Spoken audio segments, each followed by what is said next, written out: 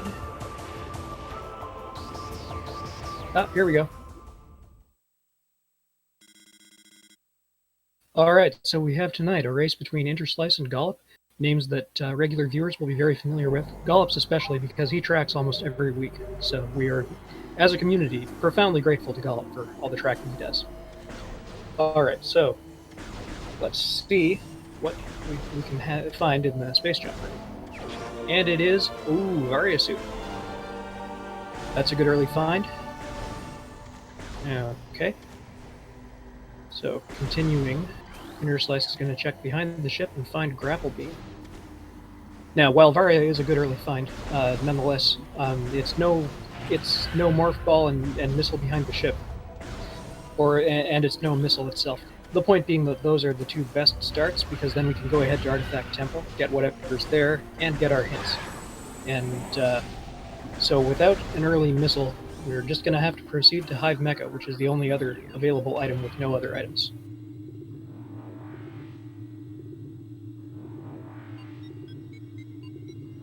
Alright, so Interslice on his way to Choso, Gollop close behind.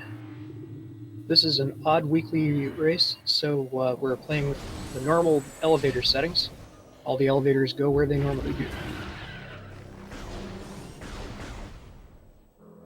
Alright, couldn't see what was on the ledge. Comm feed is very, very low res, and my computer is a potato, so I may fall behind at times as well. Just, I'll reset frequently to try and avoid that. Didn't see what was on any of those ledges, unfortunately. We can count on at least one of them being a missile tank, unless this is a rocket seed, which we don't see as often in 2.5, but we do see on occasion. Oh, and Gollop is playing in the fusion suit for more fun for all and sundry. Interslice took a little damage from those scarabs. Should be okay, though.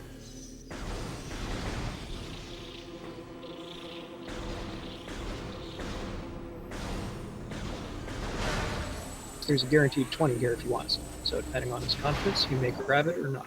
Yep, guaranteed 20 is a good thing to know about. Alright, second big trick of the run, the Hive Mecha skip. Interslice makes it look easy, as he usually does. 2 missiles. That's a little unfortunate, because without Morph Ball, we can't proceed to behind Hive Mecha, get a couple more items. But with missiles, we can now make another check in Watery Hall, called Ruined Gallery. Gallery?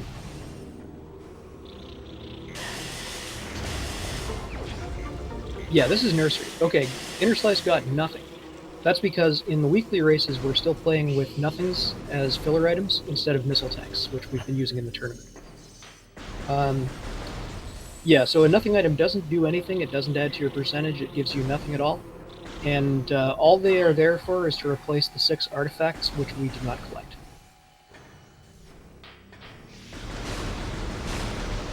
Yes, the downside of Gollop's fusion suit is that he's now stuck in the, is that getting Varia early means we now get plenty of yellow and purple to see for a while.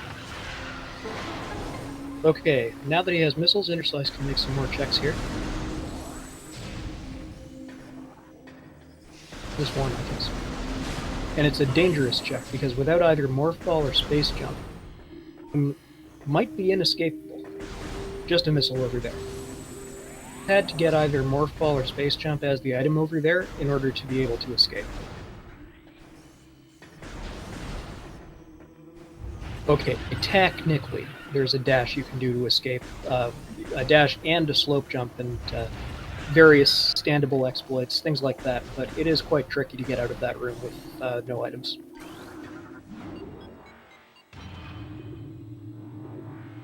Right, so back to Talon. Now that we have missiles, we can do the Artifact Temple area, where there is one more item and lots of hits waiting for us.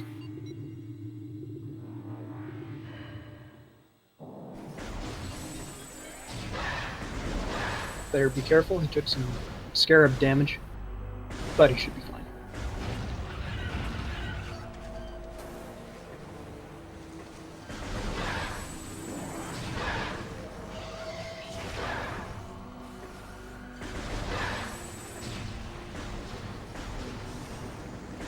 Yeah, I think we all love Metroid Prime, that's why we're here.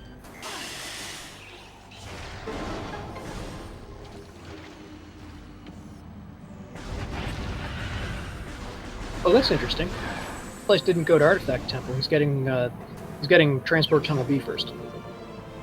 Oh, good choice. Because with Morph, he can now grab the grapple beam behind the ship before he goes to Artifact Temple. A case for either order of doing things at this point, but Slice probably made the right move. Without Space Jump, he can't proceed any further up this room. Though again, when you say can't in a Metroid Prime run, you're probably lying. What you probably mean is it would be extremely difficult to proceed any further. For instance, if Inner Slice wants it badly enough, he can go get the item in the lake at the frigate crash site now. Because all you need for that is a well-placed underwater slope jump, but it is quite tricky. Oh, but not too tricky for Inner Slice, I see.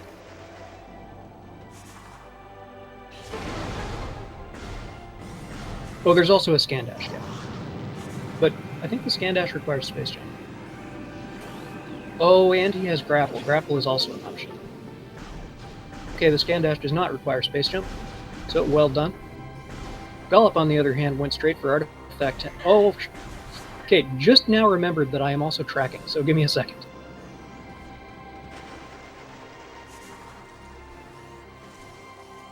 Okay, let's see. Varia, they both have. Inner Slice just picked up grapple.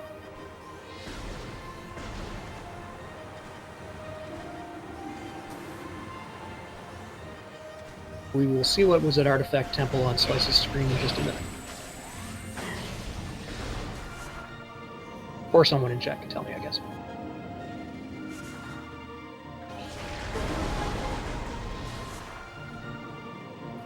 Looks like the tracker needs a second to reload before I add any more items, so why even though I clicked a bunch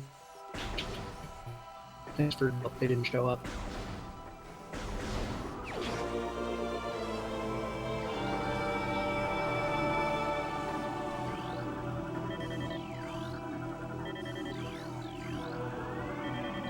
Isn't that business?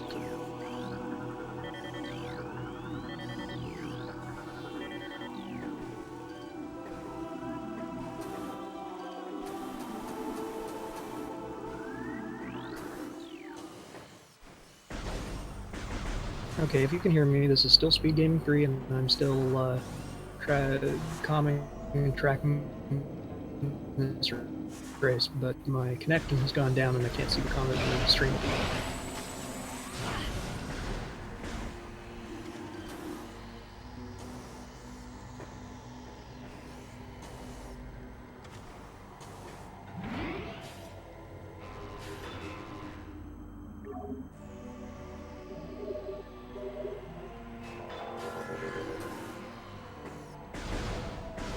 Everybody having a good Halloween?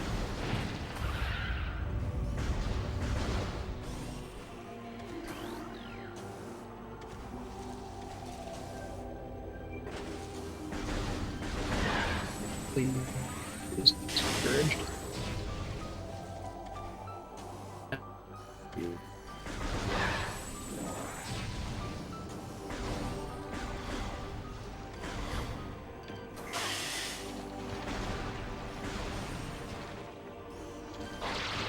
Okay, my tabs should be back up momentarily.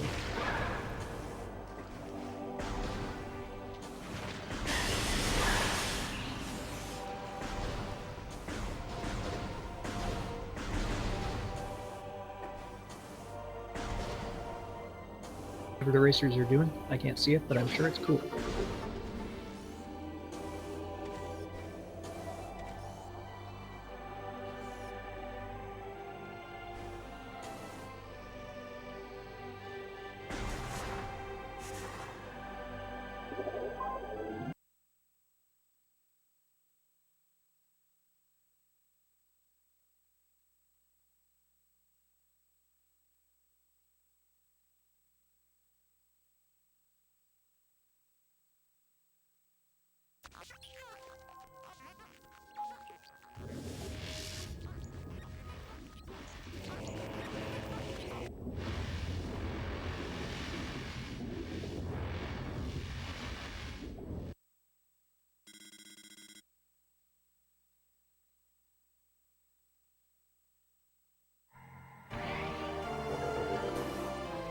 Okay, I am back. I don't know if any of my sound was coming through for the last couple of minutes.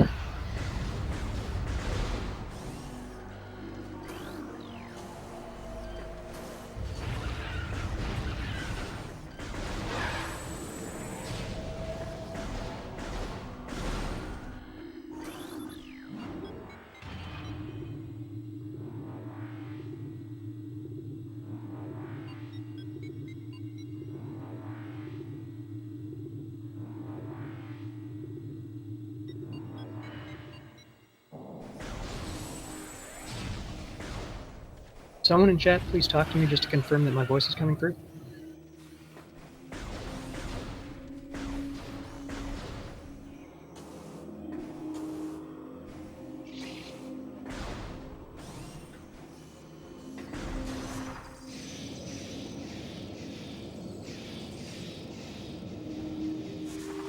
Okay, thank you. Were you hearing anything for the last couple of minutes, or was I just gone completely?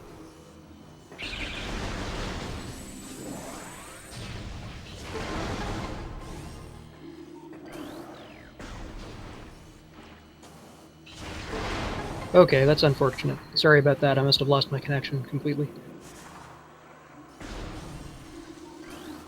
If anyone could give me a quick update on what I missed, I would appreciate it. Just take a look at the trackers and tell me what I have not yet got on them.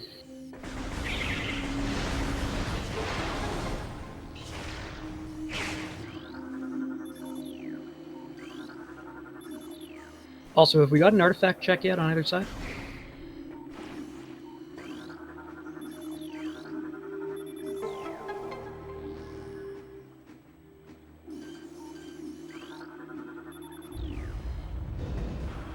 Slice getting misled by a couple of false scan points. They do that.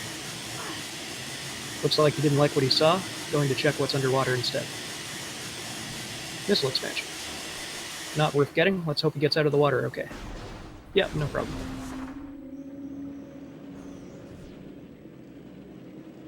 Okay, Slice has space jump. Where was that? Just out of curiosity.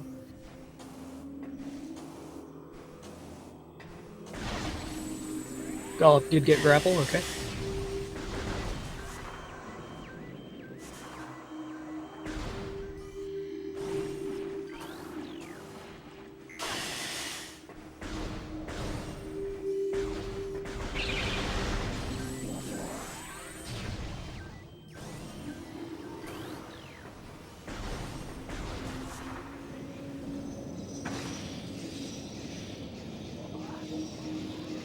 By the ship, okay.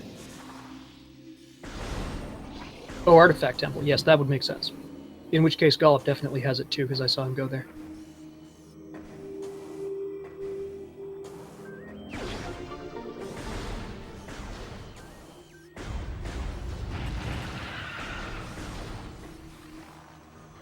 So, pretty basic start so far.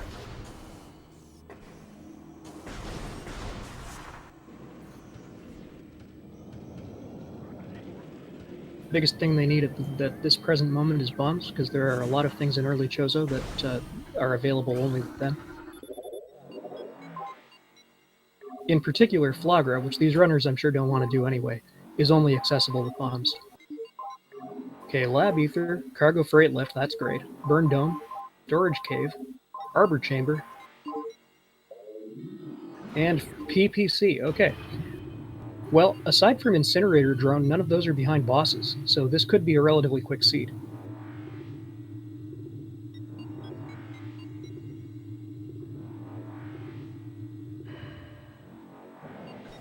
Now here's where we find out if Captain MD13 is in chat, because when he is, he always posts the artifact locations for reference.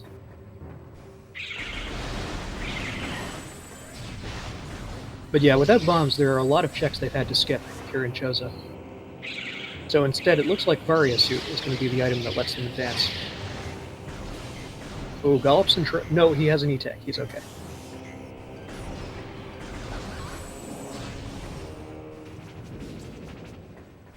I guess Enderslice must have skipped that E-Tank.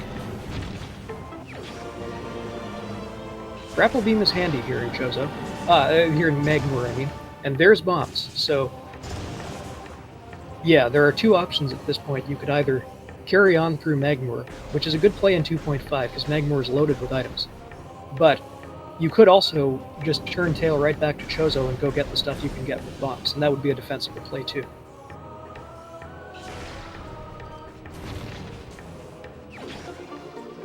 Checking the pillar. Nice dash to get the item, just a missile though. That's a tricky dash to do, but I have pulled it off a couple of times. Always satisfying.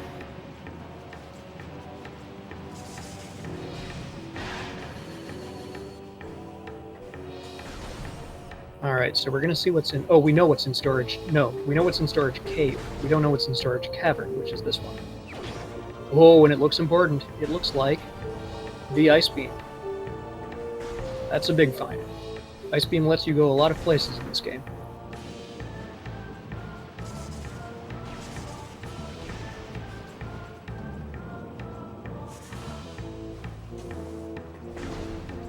The Arbor Chamber artifact is interesting because it would normally require Plasma Beam, but there is a skip for it where you go out of bounds just for a second. And a lot of players in the community know it. I know Interslice does. So it's likely that they won't need Plasma Beam to get that item, but Plasma Beam is always required regardless because you need it for the final boss and for getting through the Phazon core in the first place. Interslice doing a really cool climb of the wall in this room to avoid platforming all the way to around it, and to avoid dealing with the turrets. Getting the item here in Transport Tunnel A, and it's the Super Missile, another very important item to get. It's not necessary in every seed, but it helps in every seed, and there are many where it is necessary.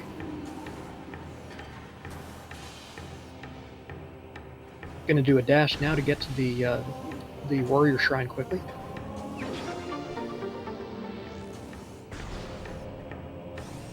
E-tank there, but he doesn't have power bombs to check the item below. Gollop, meanwhile, about to get his bombs, which will be the first step in the acquisition of the other things that Interslice has, Ice Beam and Super Missiles.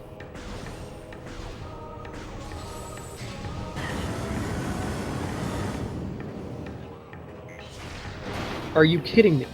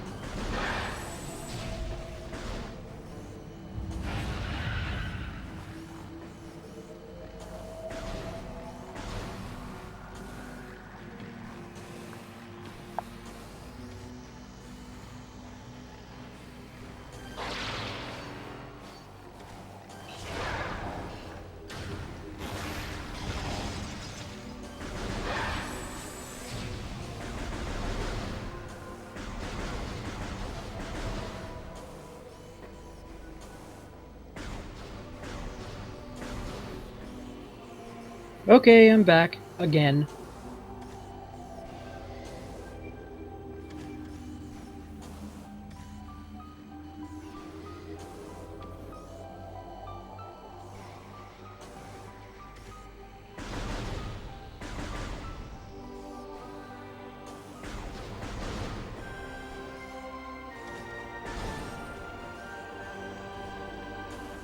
Is doing the trick I described a moment ago.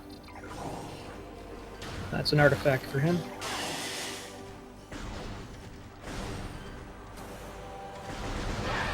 Sorry, Chad, I was gone for a minute again. I'm going to need to rely on you once again to tell me what I missed in that time. I assume Gollop has picked up his Ice Beam because he's past that point now. Oh, actually, I can tell just by looking at his HUD. And if he got Ice Beam, he must have got bombs before that, so I'll mark both of those things.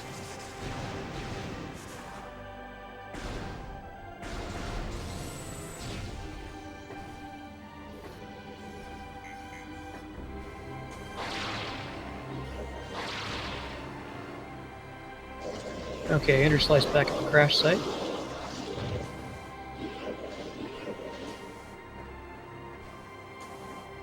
Gollop going for whatever this item is. Ah, that's important. That's very important. Oh, I just marked it early, but I'm sure he's going to get it. Oh, and Boost Ball on Ender Slice's side. What an interesting sort of not quite handshake. Each of them getting a Morph Ball item.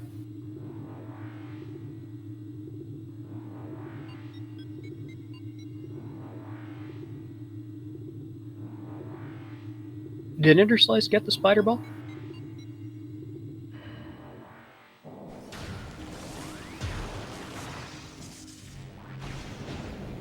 Oh, I'll know next time he morphs, I suppose.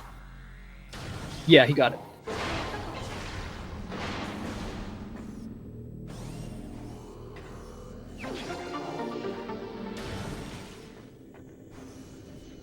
Okay, looks like Gollop is heading up to the top here.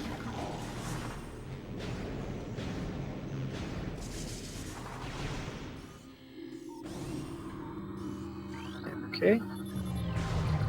Meanwhile, Ender Slice did the climb up the frigate crash site and is now in Hall of the Elders. We'll have to fight a Chozo Ghost here. Always annoying. It's possible during the Ghost's intro to get up to the bomb slot and activate it, to use that time well, but if you miss, it's probably better just to drop down and fight the Ghost. Or, if you want to show off like Ender Slice is currently trying to do, you can attempt to get up there during the Ghost fight. Also an option. Gollop got his Super Missile, good times.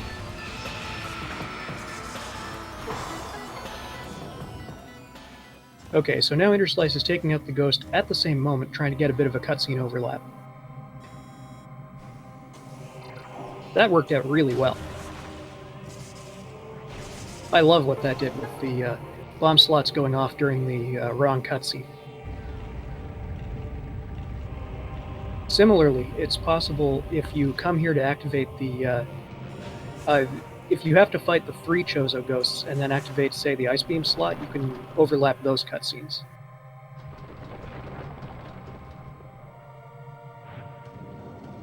Alright, Ender Slice doesn't need the Wave slot, which is always handy because the Wave slot is what activates that triple Ghost fight in this room. So, you never have to use the Wave slot, then you never have to fight those 3 Ghosts. Which, you can normally just leave the room without fighting them, but if you have to use the Ice Beam slot, then, or the Plasma Beam slot, then you can't use it until the Ghosts are dead. It can, in certain situations, save some time. So Ender Slice did the Ice Beam check, can't do the Plasma Beam check, of course, not having that beam. And this is the correct route to take to go to Furnace, because if you go by the Ice Beam doors, you get a Ghost fight in there. And again, you can just go past it, but if you have anything to do in the room, as Ender Slice might if he wants this item, then it's better not to have the Ghost fight. So is that important? It looks like a Plasma Beam. But it must not have been because he's leaving.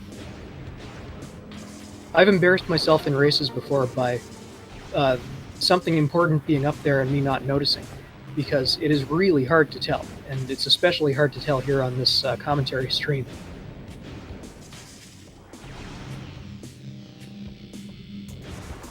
But yeah, I'm never going to live down the time Space Jump was up there and I passed by it twice.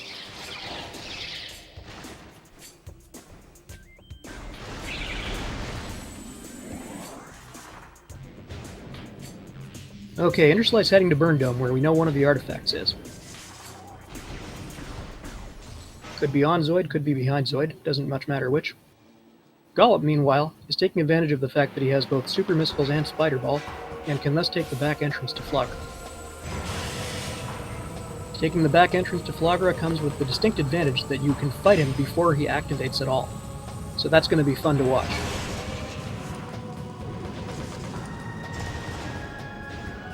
Meanwhile, Interslice taking out Zoid's first round before going back. Always a good plan. And there's the artifact, so whatever's on Zoid is going to be different.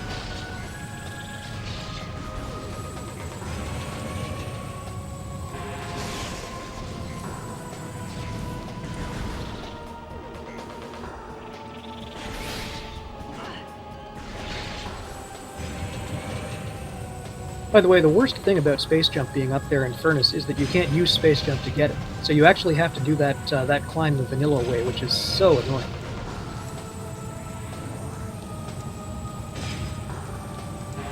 Okay, Gollop's got the Runic Gate opened. It is possible to climb this spider track without opening the Runic Gate, thus skipping Super Missiles. It's an extremely difficult trick to do. We call it the Cess because the player who discovered it was Seshimari. He's better known as a fusion player because he did the technical demonstration for Metroid 2002 of some incredibly precise and fast play in Metroid Fusion. All of that stuff is outdated now, but it was really high-tech at the time.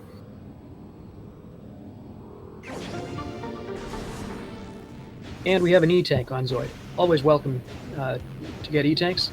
And Slice couldn't skip this one if he wants to, because you can't leave the room without getting the item. Alright, Gollop coming up on his, quote, fight with Flagra. Oh, we got a raid. That's nice. Marathon Scream and Run is happening now on SpeedGaming Espanol. Okay.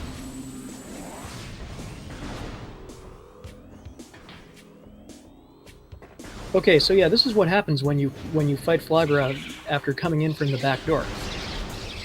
The bomb slots are still destructible, so all you need to do is get to them. With Space Jump, that's not difficult, though you can also dash if you're feeling fancy. The hard part sometimes is getting close enough to the bomb slots to blow them up, because a couple of them have weird collision in that area. Meanwhile, Interslice heading for Dynamo. As we recall, the item that was here before was not worth getting, but we didn't know what was in Dynamo because we did not have the bombs to get there. Another early check that's now available is the one in Ruined Gallery or Nursery, whatever it is, that's in the little Morph Ball path. So PB expansion, that's the first one for Interslice, so I'll mark it. And what's at the top? Just a missile. But that power bomb again is that's more checks he'll be able to make. Having only one is not very convenient, but we live with the things we have to.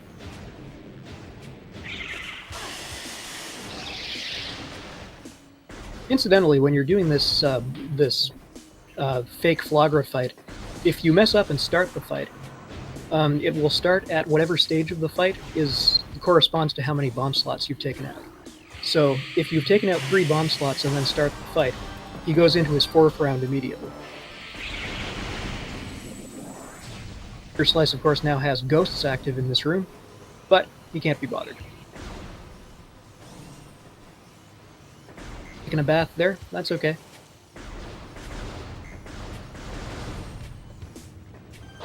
The other thing to remember for this non-fight with Flagra is that blowing up the 4th bomb slot does not trigger a cutscene, so you have to get out of the water yourself. Interslice taking advantage of his new power bomb to see what's behind this wall. Just a missile. No wave beam, so has to turn around. We're going to see what's on the plant. If it's anything good, then Gollop's made a very smart play. That's the thing about Randomizer. Words like smart and mistake are almost meaningless because it all depends on what random thing happens to be there. The exact same sequence of moves can be brilliant in one race and stupid in another. Ah, didn't pay for Gollop today. We still have the ghost check, that might work out.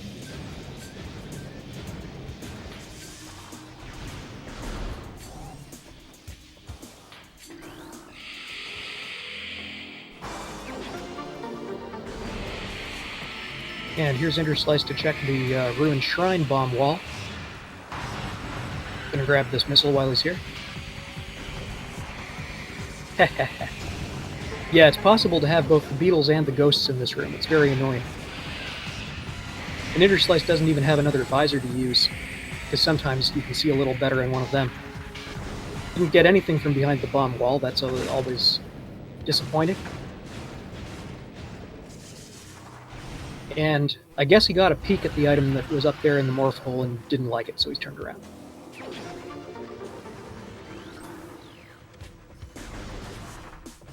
Interslice, you checked the tree yet?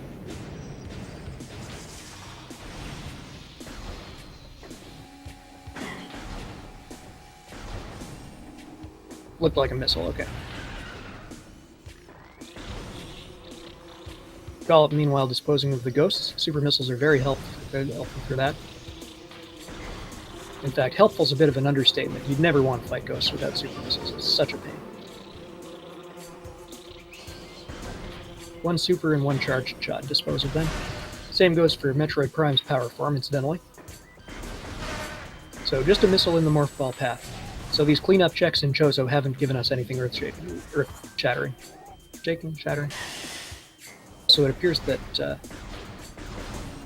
that when I tried to click Spider Ball for Interslice, the tracker just no-selled me. And Flamethrower on ghosts. Oh, Gollop, what price validation?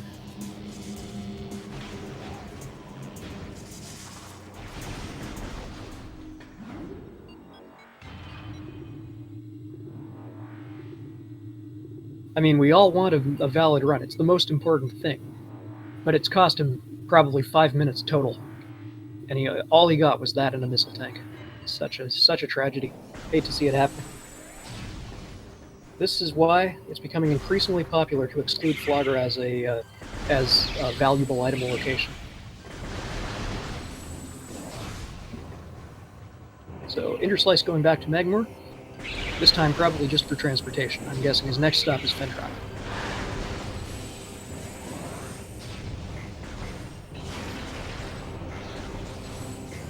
Meanwhile, Gollop now heading in the direction of the ruined shrine check. Not shrine, gallery. It's the one that has the save room, I think. So gallery is the one with the 2 items. And then shrine, of course, is where the morph ball normally lives. And courtyard isn't even chosen.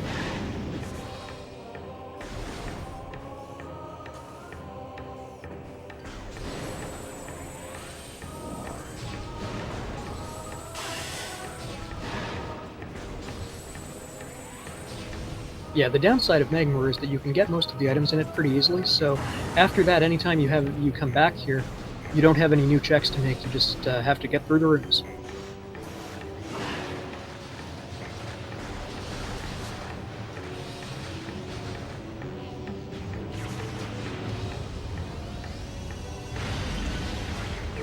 One of the most frequently made points in reviews of this game is that Magmore is a little disappointing because it has no boss.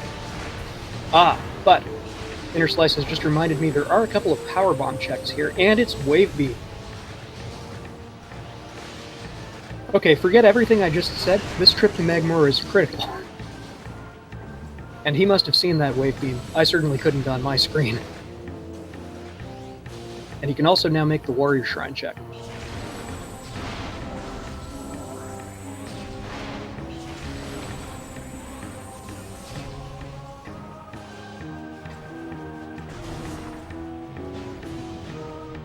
Desperately trying to get a power bomb refill. We've all been there. He's gonna have to reset the room to get one. An underrated skill in this... Oh, no, it looks like instead he's going to go ahead to Fendrana and hope the Warrior Shrine check wasn't something so important he'll have to turn right back around. Man, if it's Phazon suit, he's gonna be mad. Gollop, meanwhile, you'll notice he has a giant beetle in this room. That's because he defeated Flagra. Important layer change, but one that's interesting.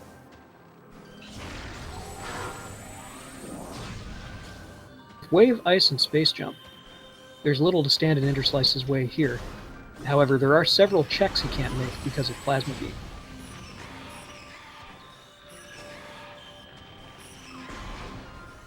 He can go almost anywhere he wants, but he can't get almost anything he wants.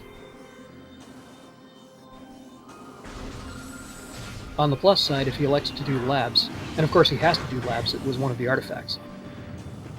And in fact, I think it was Hydra, so that's why the super missiles are so important. What I was going to say was just that he would be able to check it because he had super missiles, which you don't always at this point. Grabbing an E-tank there, good decision. A player as skilled as Interslice does need a few tanks for some of the more difficult parts of this game, and you never ever want to be in the position where you make a couple of mistakes on the final boss and that's it.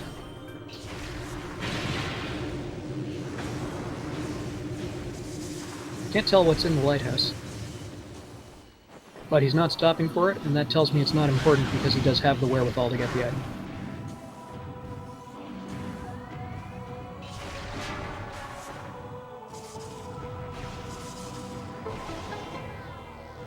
Someone in chat says a suit was seen, either Gravity or Phazon.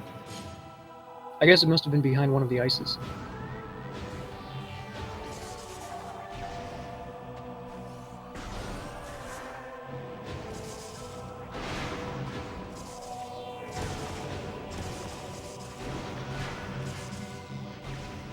That was interesting. Not sure what Slice was up to there, but no way to get that item without Plasma Beam, unfortunately. Except maybe Infinite Speed. Yeah, Infinite Speed would work for that, but we don't allow Infinite Speed in these official races because it's implemented a little differently in different emulators, and as compared with the console, and so it's not consistent between players if we allow it.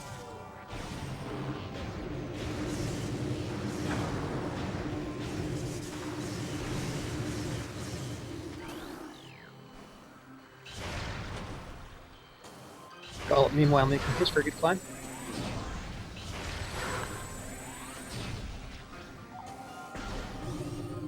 And snagging Boost Ball. That Venom Weed is a nuisance.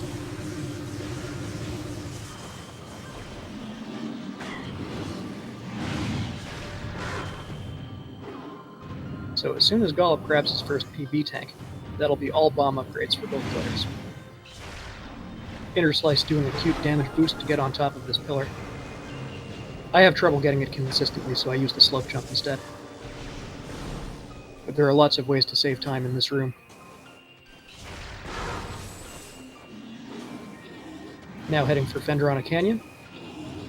This is one of the most distant places that bombs can be, so it's quite common to come here and find to your frustration that they've managed to stray this far.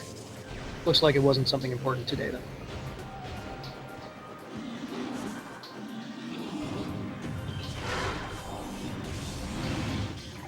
Yeah, I did see a nothing on somebody's screen.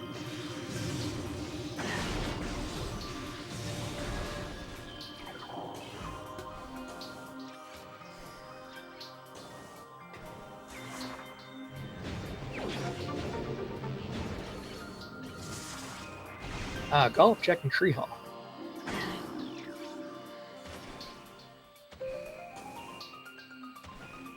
He has what he needs for... Oh, that's gonna pay. That's gonna pay big.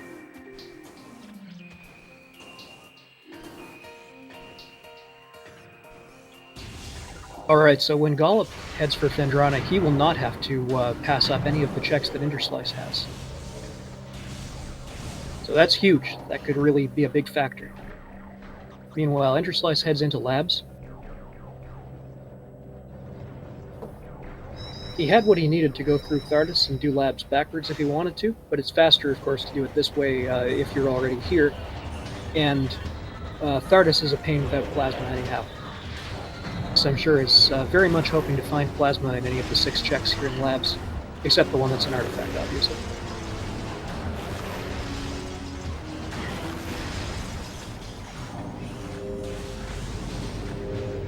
Worth keeping in mind, Gravity Suit will be a required item for this seat because there was an item in cargo freight elevator. I knew it was CF, but I couldn't remember what they stood for. Technically, you can get cargo freight lift without gravity, but it is difficult and the logic does not require it.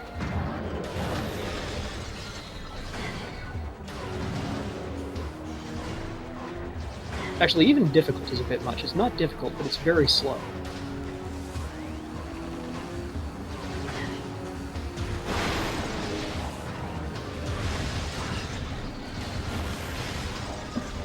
Alright, Interslice on top of this third artifact. Oh, pardon me, missile. I guess the lab ether was the one that had an artifact, not Hydra. Or I could be misremembering completely. That happens too. Okay, so we'll get to see Observatory Dash because nobody has time to climb Observatory the vanilla way.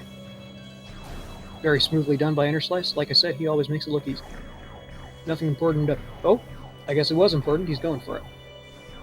Which makes me think it's probably... Yeah, a power bomb tank. Good. 1 power bomb is good, but 2 is very good.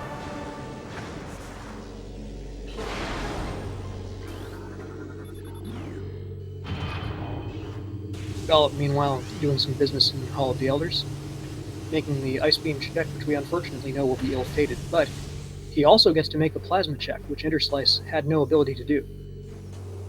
So if that's important, it'll pay off. Interslice successfully skipping the fight in this room. Not the world's easiest trick, but significantly easier than doing it the other way around.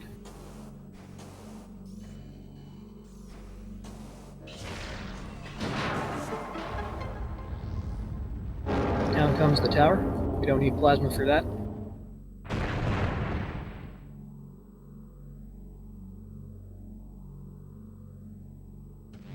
Gotta love Retro. It would have been so easy to make that force field higher, but they didn't.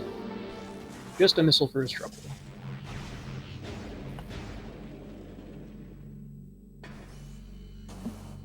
But Retro was much like Super Metroid. They didn't necessarily want the player doing all the crazy stuff we do, but they made the game behave itself if we did. For the most part, Super Metroid is better about that than Prime is. I've always had the feeling that with wall jumping in Super, for instance, the team at Nintendo were like, let's just let the players do this and see what happens. Now, doing labs forward means you still have to kill this Metroid, but the cutscene is finally done. So the commentators do not have to think up a new and original joke about a Metroid meeting a Samus or whatever. And another PB tank up there was Lab Ether. Plasma was in Great Tree Chamber. My tracker needs to refresh. Give it a second, and then I can give Interslice's third artifact.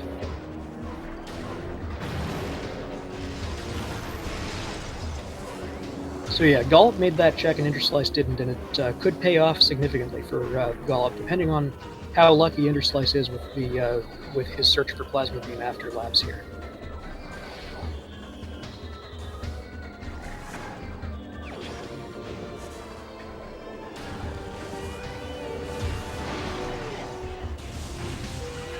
So Interslice decided it was worth getting going to the trouble of getting that third PB expansion. Hard to blame him. PB ammo is just the scourge of every rando player. Okay, Interslice making this first scan to see what's in there. Not going to want that, so he'll just go on his way.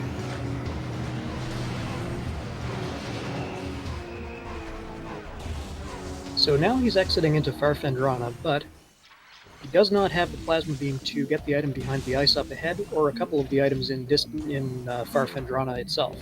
But looks like he is going to make that play anyway. Gravity. Now, to be fair, there are several items here which, while quite difficult to get without the necessary items, are still quite doable.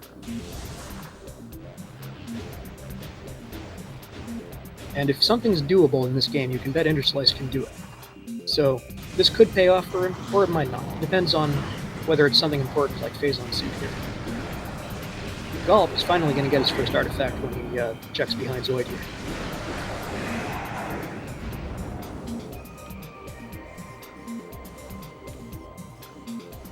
Interslice doing the the grapple-less climb even though he has grapple, just because it's faster.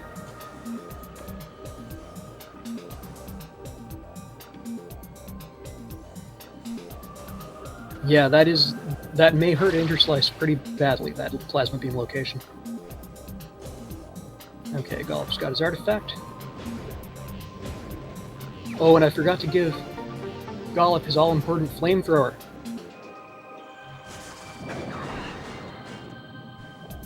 That was the reward for his Flogger and Ghost efforts.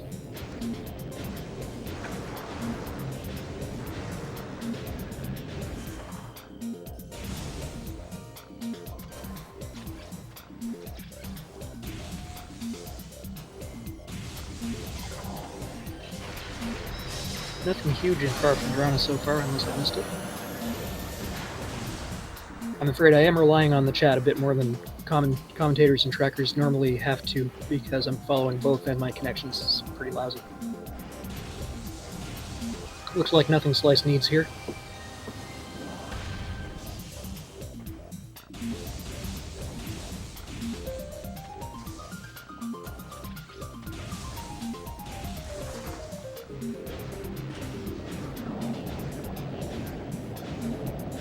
Gollop now done with Zoid.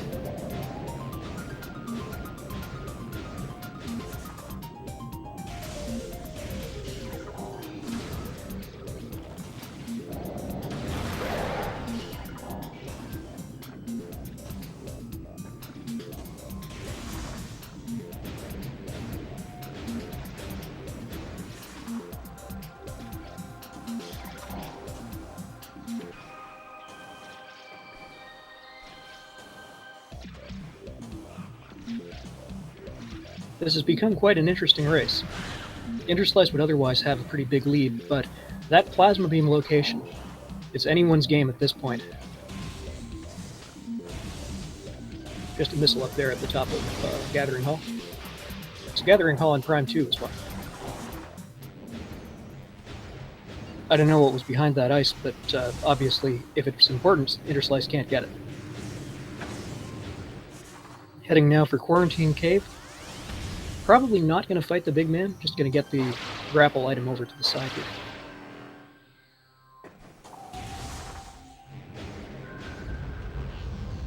It's possible to dash to get this item without fighting Thardus, but I'm not sure you can dash back. I think you might have to fight him after that. Yep, he is not fighting Thardus just yet.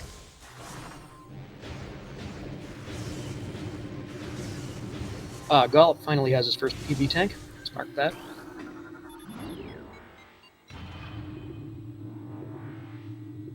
Interslice heading for PPC, where we know another artifact is. Gollop now checking his artifacts. Oh, I just realized there was one in Storage Cave, and Interslice couldn't get it, even though he went to the area where it was. That has to have hurt for him. You never want to go to Storage Cave, know there's something important there, and not be able to get it. Oh, sorry, that elevator doesn't go to PPC, it goes to Workstation. Yeah, it's Workstation, the other one's Monitor Station.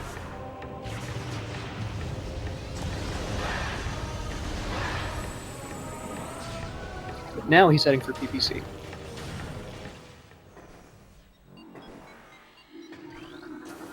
The rules for this D-orbital split are that the players, whoever kills the final boss first wins.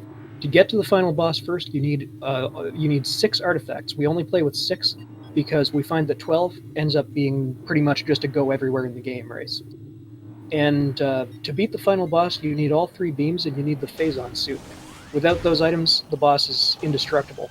Normally, you need several other things to get the beams and the Phazon suit, and those typically include the Morph Ball and bombs, and one of the other suits. The bare minimum to win is the 3 beams and Phazon suit, and of course the 6 artifacts. Okay, Interslice just got the PPC artifact. Only needs 2 now. One is the one that he had to bypass in Storage Cave. And I forget what the other one is.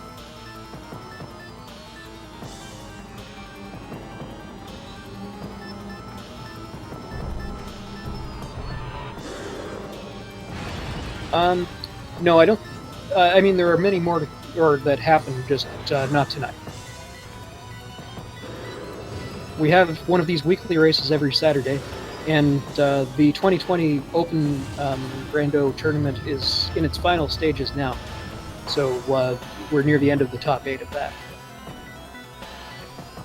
But if you join the Discord, we have casual races all the time, so even if you don't want to race yourself, you can often find one to watch. And of course, follow our runners, follow our comms and trackers, which is just me today, and go back and watch some previous Rando races and follow them too. Community, we love more people, so always room for one more. Gollop's getting what's involved. Wonder what's in. Oh, Ice Spreader. Yeah, that's worth his time because Ice Spreader cuts maybe a minute off the first form of Metroid Prime, and it only took probably 20 seconds to get the vault item.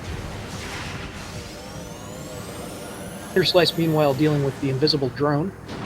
There are several options for this guy. Super Missile's a good one, but without the X-ray scope, you can't lock onto it. So Ice Beam, Charged Ice is a good option as well. I find I have surprisingly good luck with using the Super Missile on invisible drone without a lock, but it does often take 2 or 3 tries. This doesn't look like a good maze. The maze is completely random every time. The 2 players don't even get the same maze if they're playing the same seed. And it looks like that's a visor.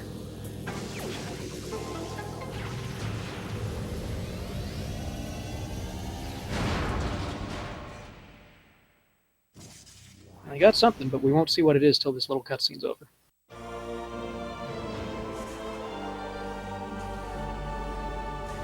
X-ray visor. Good. Of the 2, that's the one you want. Thermal is useful in exactly one place if you know all the tricks, and that one place is Metroid Prime Essence. You really want it for that, but you don't want it for anything else.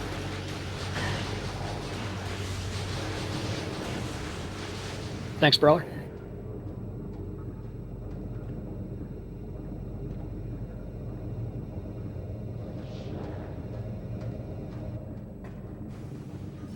Gollop is finally in position to get his Wave Beam. It's just as Interslice has been missing Plasma, Gollop's been missing Wave. But the lack of Plasma hurts Interslice again here, because he can only get a little bit farther into the mines. Huh. The non-frozen Metroid was caught behind the frozen one. Interslice is using that lock to get across this room faster.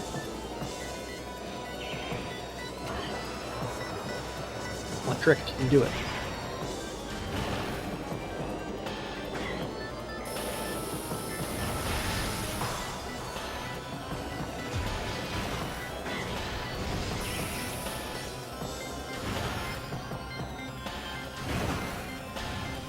But unfortunately, not killing those Metroids has had some consequences now.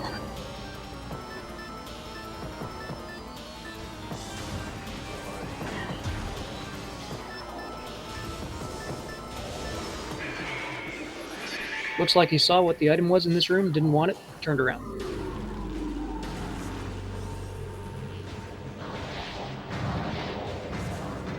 Those turrets, we call them the firing squad, can do an awful lot of damage to you very fast, so it's best to either scan the scan point, as Interslice did here, or avoid them or destroy them. Gollop finally has his Wave Beam now, which means he's almost in go mode, he just needs the Phazon suit and his artifacts. I guess that's not really almost.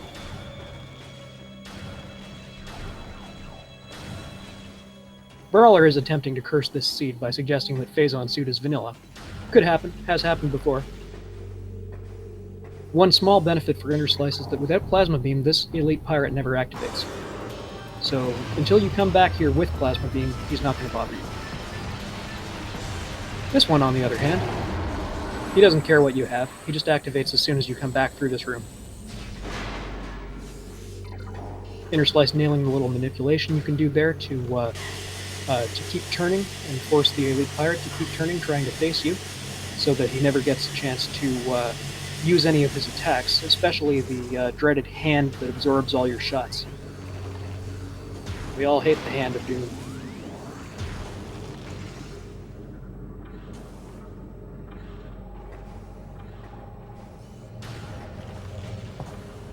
So yeah, without plasma, Slice has to backtrack. There are a few more checks he can make here in mines.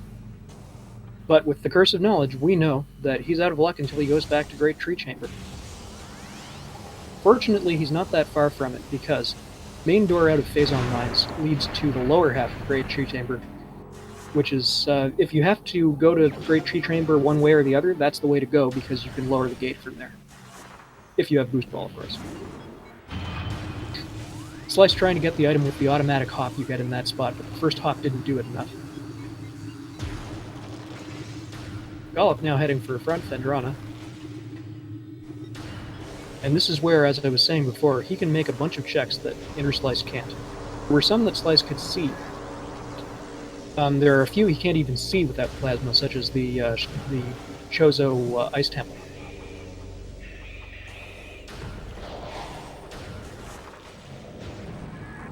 Yes, Echoes does have multi-world. It's extremely popular. People are playing that practically every day at the moment. There is work being done on Prime Multi-World, but that's just starting now. So just a missile there. Speaking of things that are just starting now, there's actually work being done on Corruption Rando finally. So that's another frequent question we get: when's Corruption Rando happening? And it looks like maybe not too long to wait on that one. Okay, Interslice coming in from the top of this room. It's a weird thing where you can just boost through this wall, even though you can't see the wall at all from this side, but you can just boost through it even though it's not any kind of destructible object. There are several walls like that in the game. Oh, it is a destructible object. Of course, you use the cannon to blow it up. But the tricky thing is that sometimes one spot that you're trying to boost through the wall just doesn't work. You just get no traction there. And you just have to stop and try another spot. Alright, with X-Ray, Slice can check this item. I think he did and didn't like it, but I'm not sure. There are two items in... Oh, no, looks like he's climbing again. Maybe he didn't get a good look. Okay, now he's got a good look, and he wants it. We know it's not Plasma Beam, maybe it's the other visor. Or a suit. You can actually play it on a Wii. I play Rando on a Wii.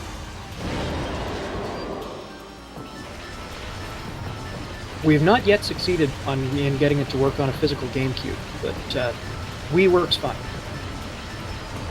And Wii is the easiest console in the world to get homebrew set up on. On. No, on. I should be speaking Latin. The word for in and on is the same in Latin. Okay, just a missile for Interslice there.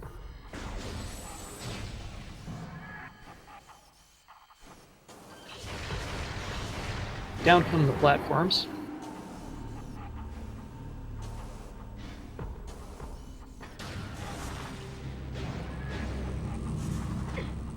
Meanwhile, Gollop is going to check the temple here. He's going to be disappointed.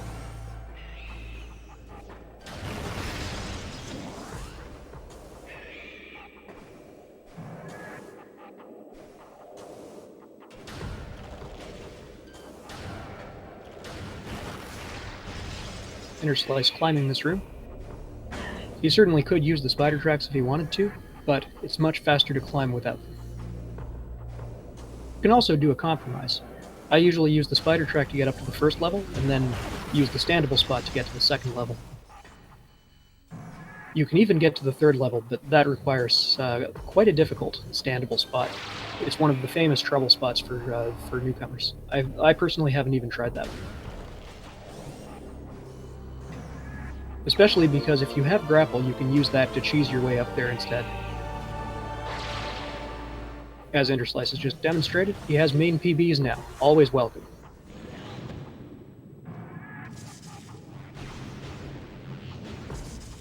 Okay, at the 1 hour mark, we've got lots of stuff, but still some very important omissions. Did anyone see what was behind the wall for Interslice? One they used the cannon to shoot?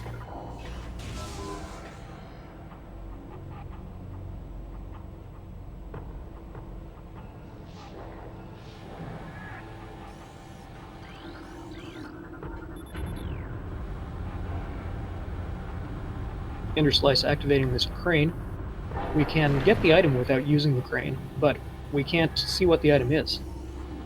And we can't break open the access. No, when I said we can get the item, what I mean is once the crane has moved, then we can get the item without using the crane. But we still have to move the crane because it opens the block that's in front of the item.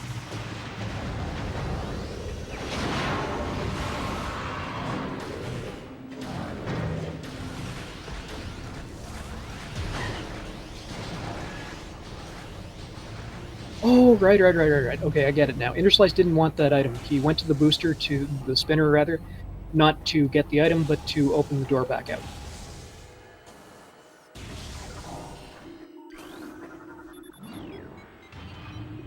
Looks like he's choosing not to check the... oh, of course, he can't check the security access A because he does not have the plasma beam to open the door. Here comes Gollop up Ruined Courtyard.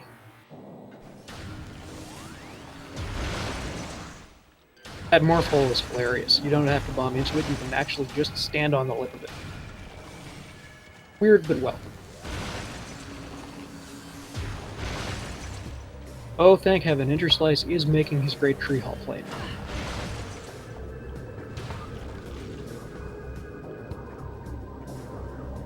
So he's going to be very pleased with what he finds.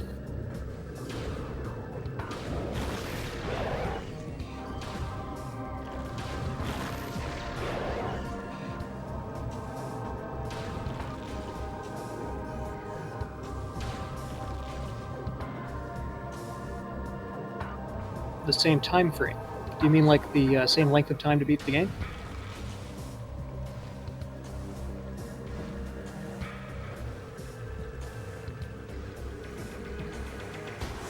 Because actually there's a very wide variance in completion time for Prime Rando seeds.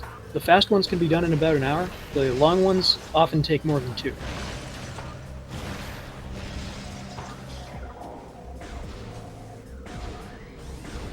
But now that I think about it, that's sort of what happens in LTTP if you get a pedestal seed or something. So, yeah, maybe it is pretty comparable.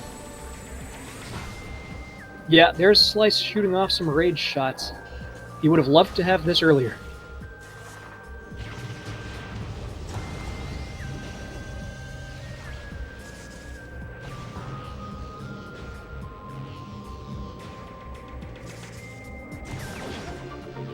Gollop doing labs, we know everything he'll find there.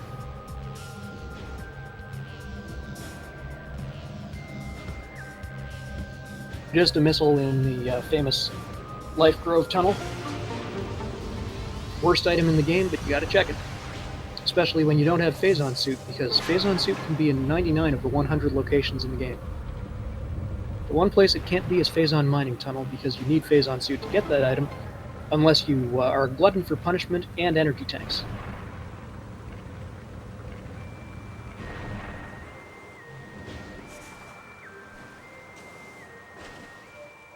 And just a missile under the water.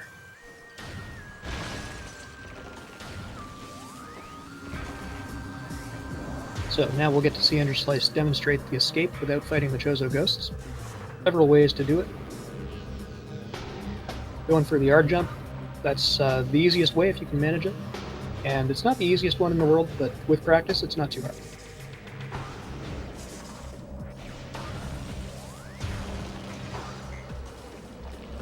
Even on the way out, LGT is no picnic.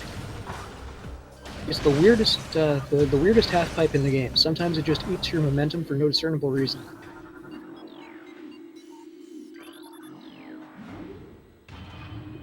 Slice taking the upper elevator to get back. And having a little trouble standing on it. That's okay. These little things are frustrating to every player of this game, from the barest beginner to the purest expert. Things like getting your morph ball into morph ball holes, standing on the elevator correctly. I don't think there's a Metroid game in the world where standing on the elevator isn't an issue. Oh, except Metroid 2, there are no elevators in that.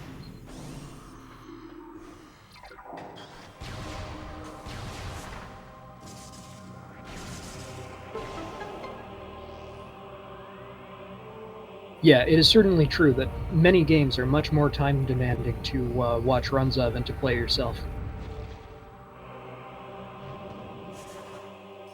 Well, activating the observatory, we'll get to see the planetarium today. Innerslice finally making his plasma bomb slot check. And this is where it really pays off that he did not have to activate the wave slot earlier, because he doesn't have to get rid of ghosts in order to make this check. Oh, actually, the plasma one he could have done anyway, because you don't need to you don't need to morph in the ghost's hands to activate that. So yeah, I guess it is only the ice beam item for that room, which where the ghost fight is an issue. So it's a bit of an obscure use case, but it does happen on occasion that something you want is in there. Alright, so Gollop gets his power bomb for free here, which is nice.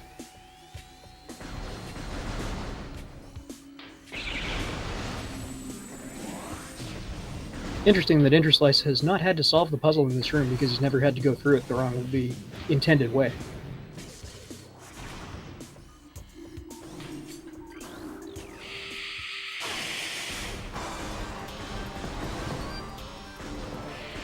And Gollop also gets the fight skip. He did it in the leftward direction, which I don't think I have ever seen in my life. Gonna use the vanilla method for this, which is fine. When you have Plasma Beam, it's just as fast to do it this way.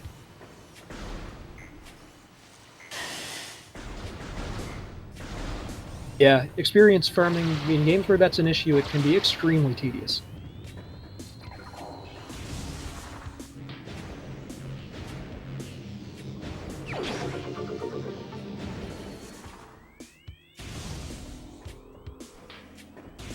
No love for Gollop in Control Tower. Interslice now making his checks here, getting an E-Tank. And what's going to be in Training Chamber today? It's a missile. It's always a missile. I can count on one hand the times I've seen something important in Training Chamber. There are just too many obstacles. You need all the stuff to get across this room, plus Wave Beam, and then also getting the item itself requires Boost and Spider Ball. So you have to have almost everything to get what's in Training Chamber. Yes, you can skip the pirates in both directions in that room. The forward direction, which Gollop just showed, is it's not easy, but it is much easier than the backward direction. That's quite hard. Just to toot my own horn for a second, I successfully pulled it off in last week's weekly race, so if you want to see it done, go check that out. Interslice now heading to make his final checks in the Ruined Shrine area, which he couldn't do before, because he did not have...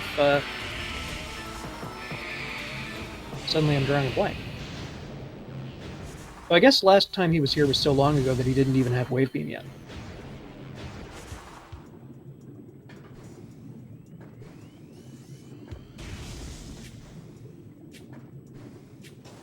Thank you, Gunner. No one should have to toot his own horn alone.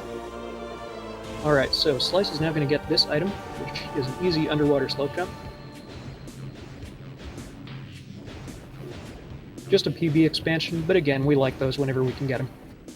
In fact, Interslice now has all the power bombs in the game, which we consider a sort of secondary validator.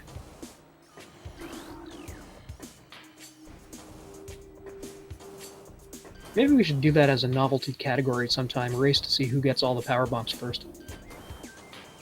Interslice has a million missiles, so he could climb this tower the intended way if he wanted, but it's much faster to do these dashes and climb that way.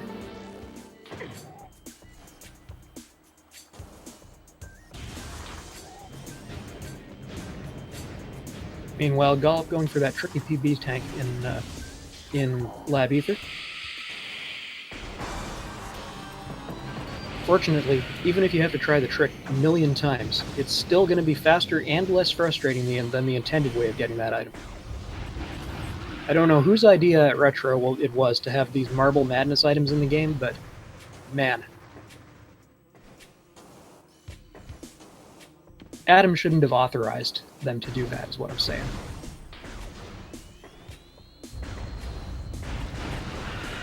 Shorelines.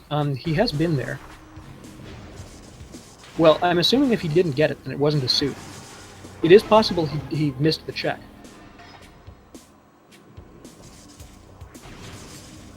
But if it was Phazon, I'm almost sure Interslice would have made a point of going there quickly.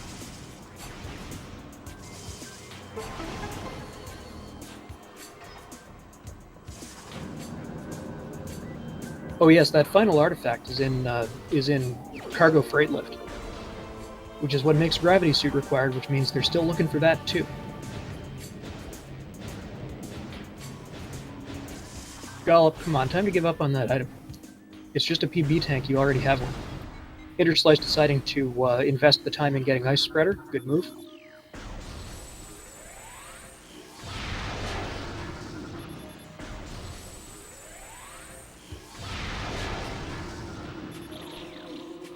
Oh no! Interslice is gonna do Flagra! Oh, F's in chat for Interslice. This is not gonna pay for him in the least.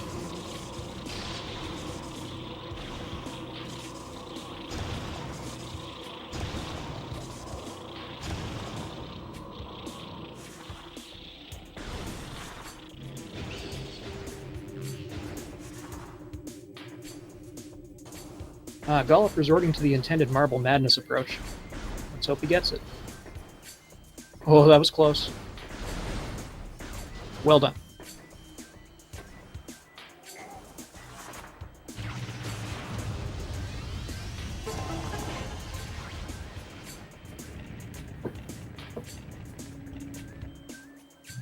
Okay, so Interslice has taken out the bomb slots.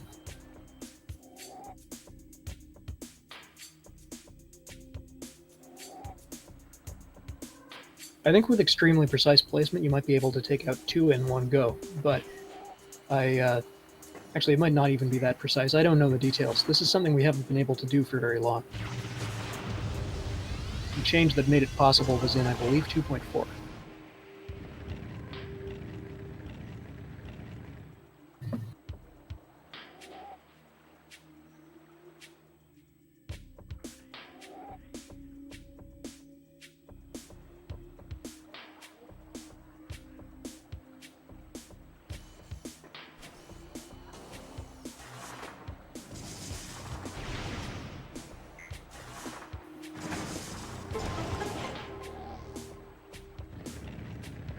Yeah, Interslice still has 2 bomb slots left to destroy, so...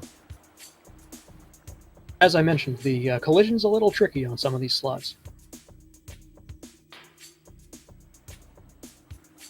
Something else interesting, though, is that you could actually hear those flames for a second, which is only possible because the music that's playing at the moment is quiet enough to let that through. The bosses, in fact, make noises that you don't normally hear.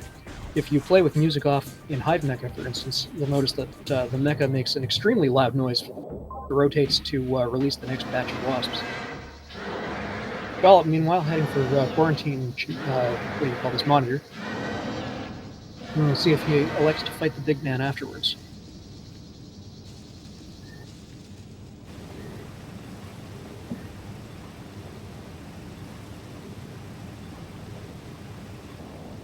Yeah, not doing it. I wouldn't either, but it would still be defensible because when you're looking for Phazon Suit, there are no bad checks. Except PMT, I guess. It's hilarious, isn't it? You only get to see it when you've been able to find Super Missiles and Spider Ball by the time you want to fight them. But now that the randomizer allows you to start the fight from either side, you can do that anytime you have the wherewithal.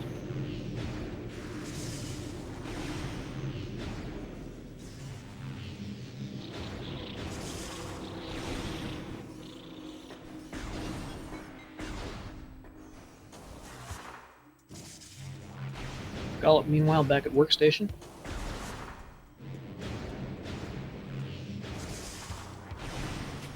He has all the beams, so he could check, what's it called, plasma processing if he wanted to. That's one of the slowest and worst checks in the game, but again, when you're looking for Phazon Suit, nothing is bad.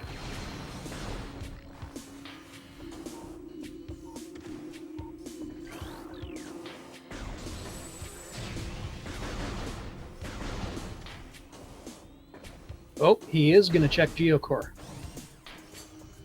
There are several items that are intended to be required for Geocore. Several of them we can skip. Boost Ball is the only one that you really can't do without. You need Floaty Jump to skip that. But we can do without Spider here if we need to, and we can do without Grapple here if we need to. We can't do without either of the beams, though. The Ice Beam to get in, the Plasma Beam to get out.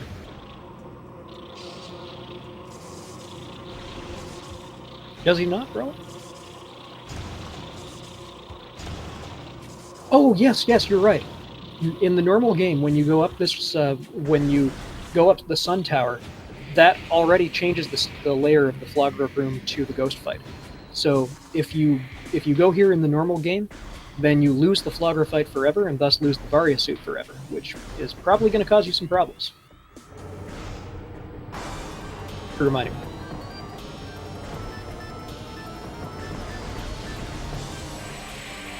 Okay, so Gollop is doing the intended method of getting to plasma processing, which is cool. We don't usually see that in races. Slower, but quite reliable compared to the weird stuff we have to do to get there otherwise.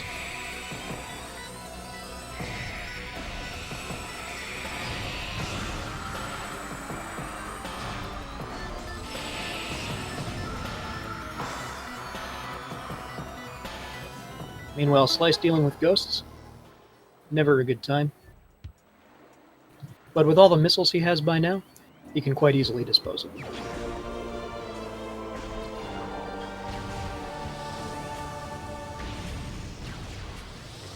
Yeah, I hope for Gollop's sake that the item in PP is at least one of the suits. If it's just a missile, he's going to be very sad. It's an E-Tank, so he's not going to be all that sad, but he'll still be pretty sad.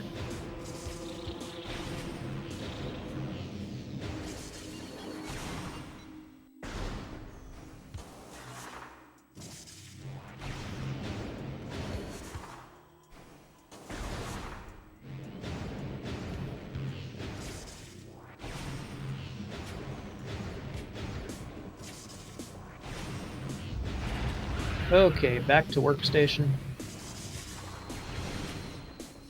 And we're on our way to PPC now.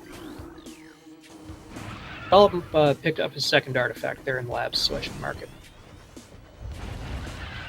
For some reason my tracker tab keeps not reloading properly and requiring me to do it manually. Alright, so artifacts 2. Gollop taking the time to kill those enemies because one of them is a guaranteed power bomb refill. We know he doesn't have main PBs yet, so it's helpful to get refills wherever you can. Whoa, we've got a party of 122 rated. Cool.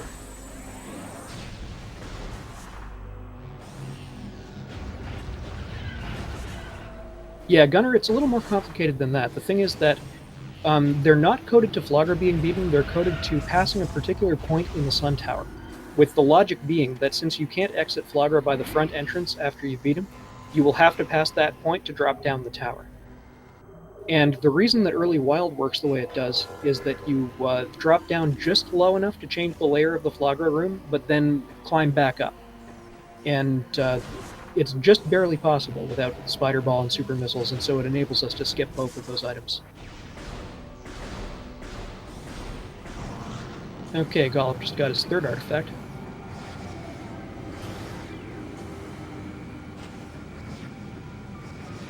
So we've got an intense race tonight. Interslice was for quite a while handicapped by the fact that he did not have Plasma Beam, which Gollop had made a lucky check and got earlier. But now what we have on both sides is a Phazon suit hunt.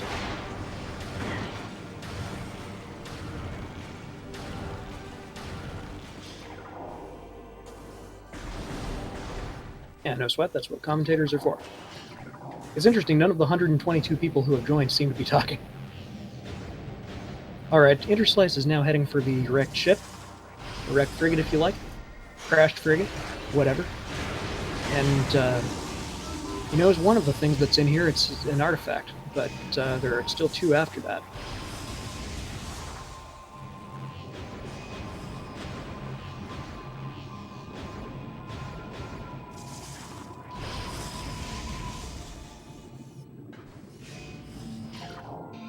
Interslice still has to route in a return to Farfendrana to pick up his final artifact. This will be his 5th. So that will be a big detour out of his way. He has absolutely nothing to gain from that trip except the necessary artifact. We will, however, get to see some expert shooting of thermal spots without the thermal visor. And by expert, I mean we mostly just spam the wave beam in the correct direction until we hear the sound effect.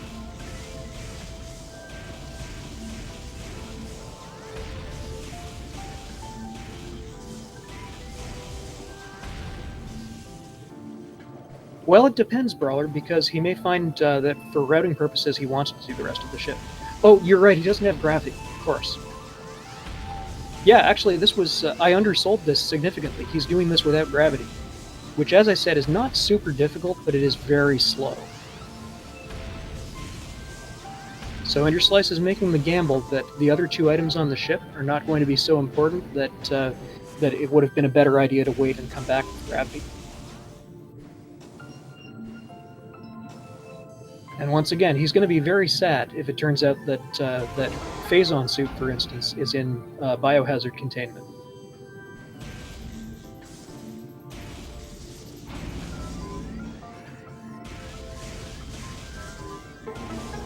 Yes, the frigate has lovely music, both of its tunes.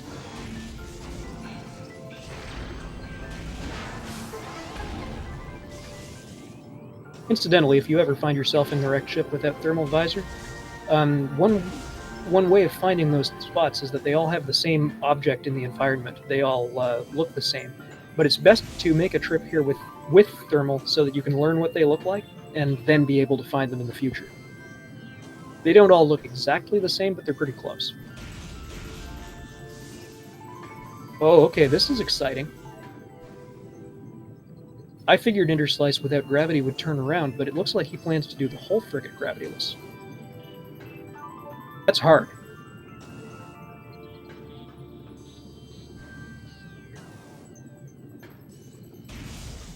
First frigate item without gravity, not hard, just slow. Second and third, though, without gravity, hard. In fact, the third one isn't even possible unless you also have boost ball.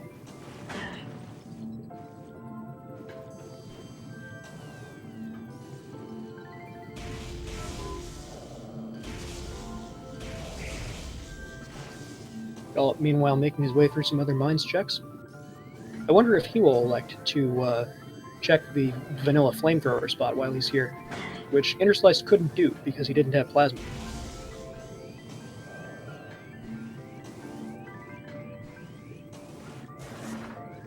Dollop also can't see what's behind that wall because he doesn't have X-ray yet, so he has to use the cannon to open it up.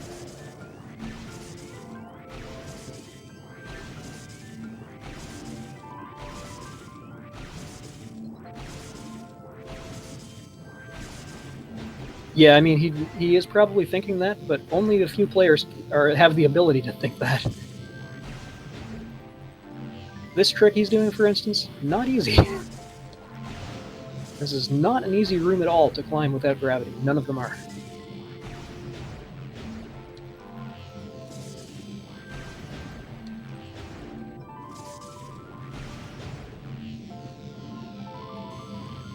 But yeah, I have more than once been in the position where my final artifact was in cargo freight lift, and I decided rather than detouring for gravity, I would just bite the bullet and go get it. But I do not have the necessary skills, at least not yet, to decide at that point, well, I'll do the rest of the frigate. Couldn't do it without gravity.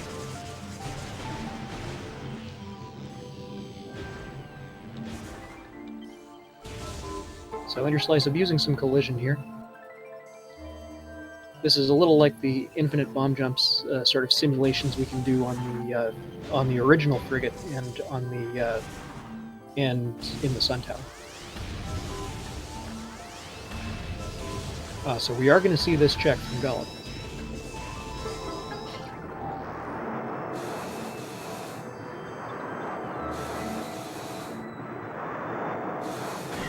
Meanwhile, Interslice has made it to the second check of the frigate. It's possible to peek inside without wasting your super missile to open it if it's not worth it. So we'll see if Interslice decides to do that. Nope, he's just going to go ahead. That's fair, because even if it's a missile inside, that missile pays back the 5 you used to open it. And if it's not a missile, well, you're even happier.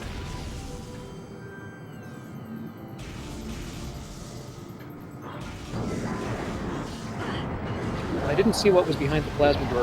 Oh, he's not there yet.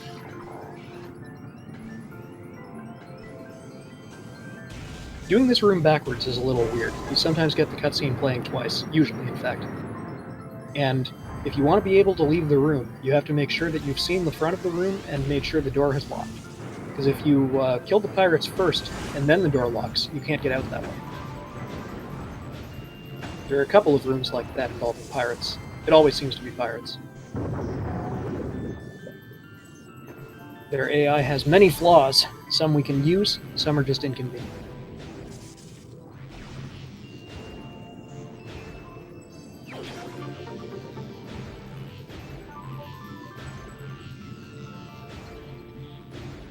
So we're about to find out what the final item of the frigate is.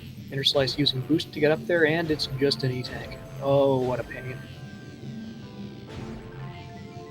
So that makes me think that the Phazon suit has pretty much got to be in the lower mines. We never want to see it there, but especially after we've spent an hour and a half making other checks. And we're nowhere near it, and we still have a late Phendrana trip to route in at some point.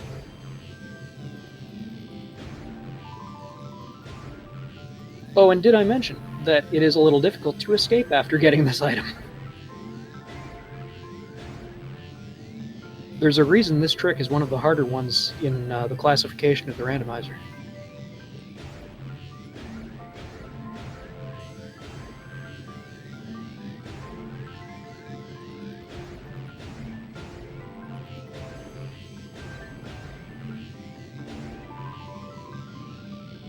Yeah, I'm pretty sure both Gravity and Phazon have to be in lower mines now, because we've checked just about everywhere else.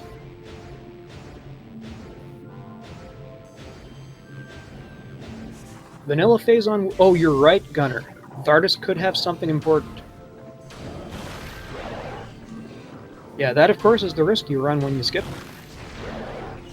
Interslice finally escaped. That's gotta feel good.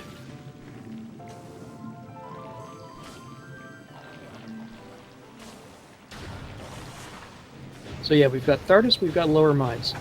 Most of the other things, even if we haven't actually made the checks, we know what's there. For instance, the final artifact in late Phendrana. We weren't able to see that before, but we know it's there.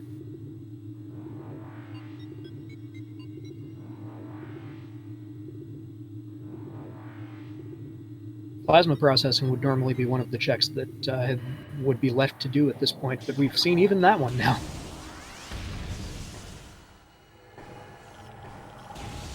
There's been some debate about what the item on Shorelines was. All we know is that if Gollop checked it, he didn't want it.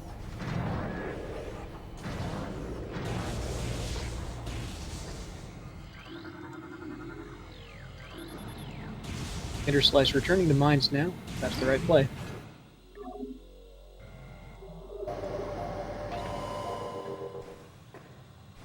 But the question is... Okay, first of all, he's going to use this save to make a couple of checks, and if they're not anything good, then he'll reset.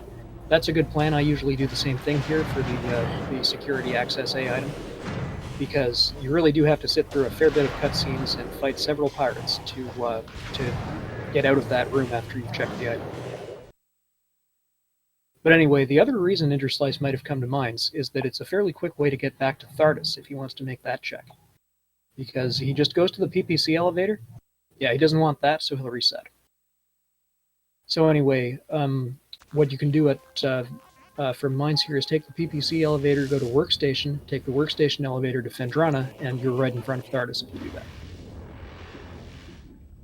So he's well positioned for either route, depending on what he decides to do.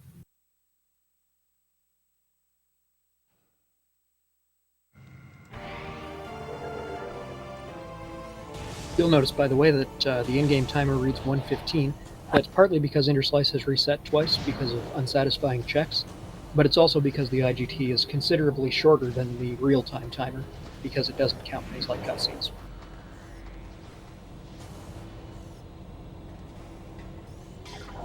Gollop, meanwhile, I'm afraid I haven't had much to say about because he's making checks we've already seen on Interslice's side.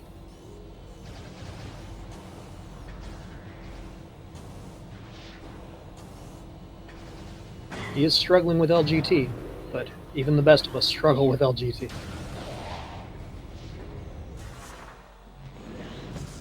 I have seen players stuck here for minutes on end. I have been players stuck here for minutes on end. Finally makes it. There are few worse feelings in the world than finally making it up there and falling back down.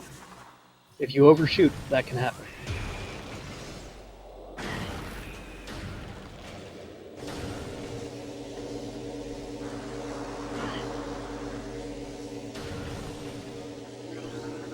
Gollop getting his hard-earned missile. About to get another hard-earned missile.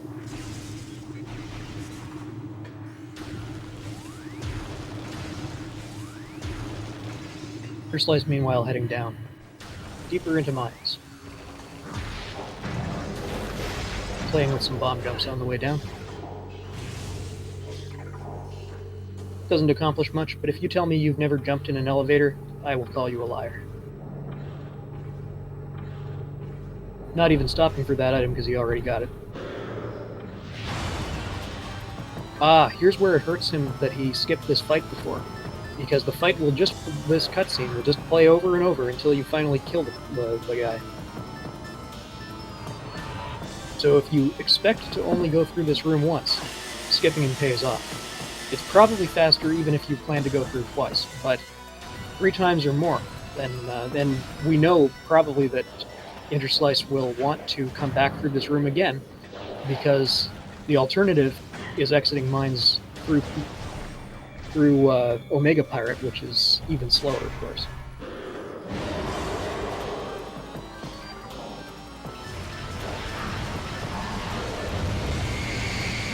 One thing Interslice didn't do here, which I might have done, is check PPC, because you can go to the bottom of PPC. He has plasma now, so he can do this. And it looks like he forgot he would have to fight this pirate now, now that he's come back with plasma. But anyway, you can drop to the bottom of PPC and check what's in PCA. It hurts a bit without Phazon suit, but he can survive. And that would have enabled him to know in advance whether he's going to have to struggle with, whether he's going to have to dig his way all the way to the bottom of mines and kill OP.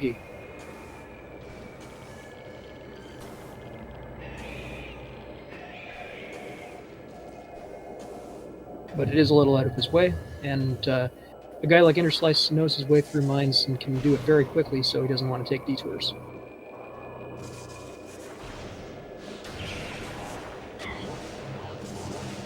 That's also possible Omega himself has Phazon.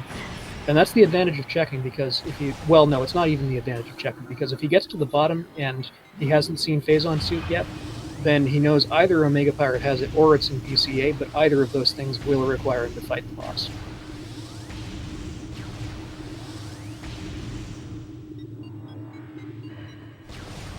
So the only small difference it makes is that if the item happens to be in PCA, it's nice to know that it's. We did in fact see a weekly race not long ago, or it might have been in the tournament, where Phazon was in PCA and somebody took an unfortunate drop to the bottom of the room and decided, hey, while I'm here, I'll check. Well, we have our Phazon suit.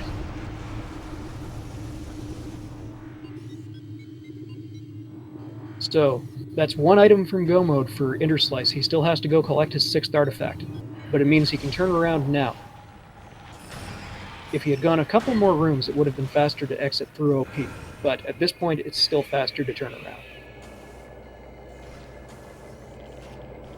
Gollop sadly making some checks we've already seen on Interslice's side again.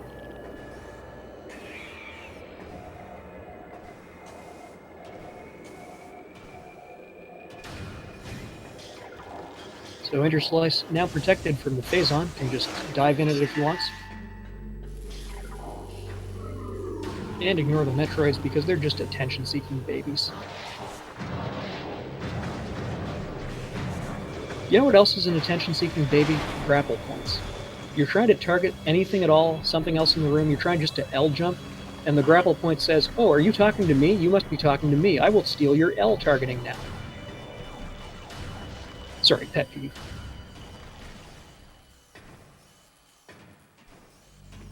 Yes, it is now Interslice's race to lose, but we have seen that happen before. We've seen substantial leads evaporate when some unfortunate thing happened. For instance, it's been a while since he saved. But then with this many E-tanks, there is very little danger of accidental death. The race is never over till it's over, is all I'm saying.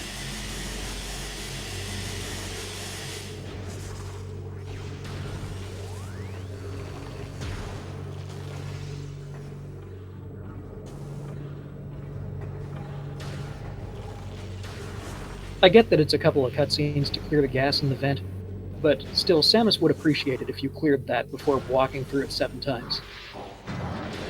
Okay, hope you like this little cutscene, because we're about to... Oh, are we not? I guess Interslice managed to avoid the trigger this time. Good. Meanwhile, Gollop's showing the other way to climb this tower, which is to shoot these things with missiles, and watch the little cutscene, and if you don't want what's up there, you don't have to go get it. So it's a bit of a risk-reward thing. You invest a little time, but you quite often end up saving time by not having to go up there.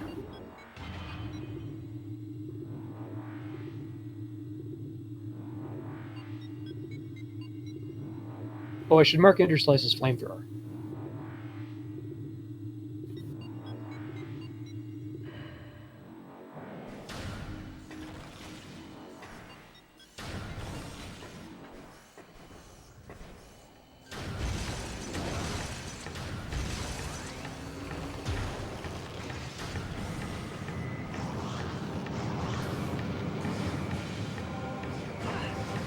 Okay, Slice back in Magmore, well on his way to Fendrano.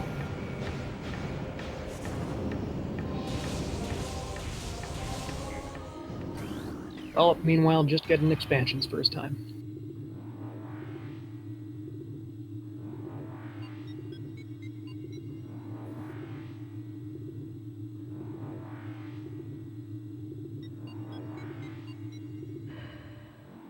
Making an artifact check here. So yes, I didn't miss any on his side. He does have 3. And besides the 2 that we know about on Interslice's side, the other is Arbor Chamber, which he's fairly well positioned to go snag now if he wants to.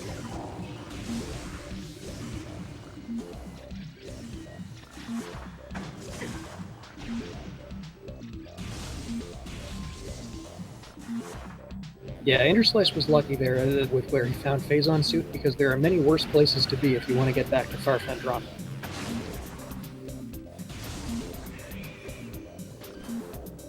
It's about as far from Talon as it's possible to get in the game, for instance.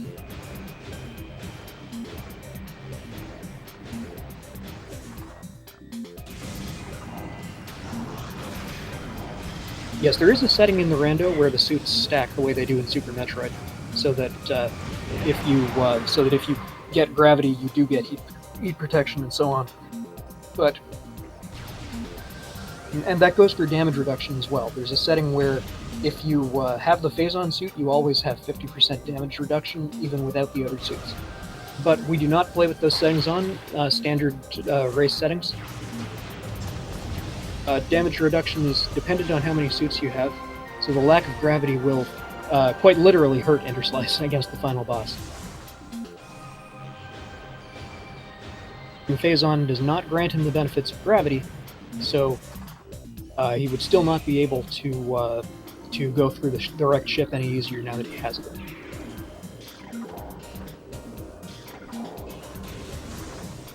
Yeah, now that you mention it, because even in the vanilla game, Phazon doesn't give the benefits of gravity, so there's no setting for that.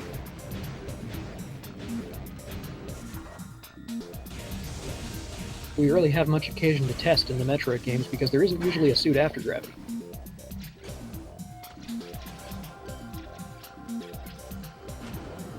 Oh, Interslice did not make that little dash. I think he might have just messed up a space jump. It happens to everybody, and unfortunately the price of failure when you don't have gravity suit is a little higher.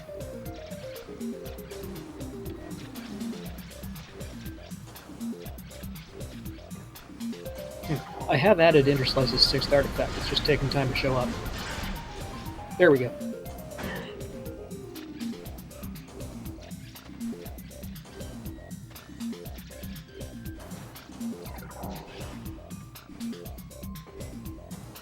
Okay, there's the dash. There are multiple ways to get up to the top of this room with dashes. All of them are faster than using the warp tunnel.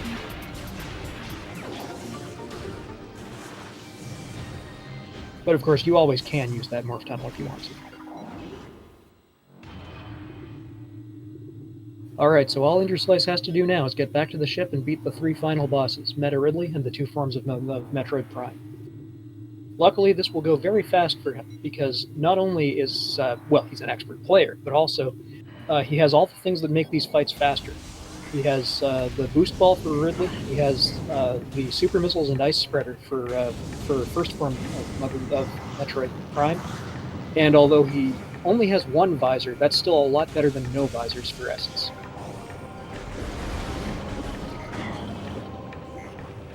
That is sad, Azure Nightfall. We should absolutely have gotten the Wave Busters. Such a shame.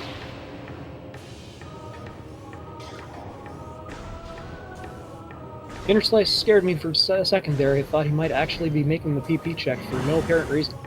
But, I mean, I guess he might want gravity, but fortunately, no. He was just using the grapple to get across the room.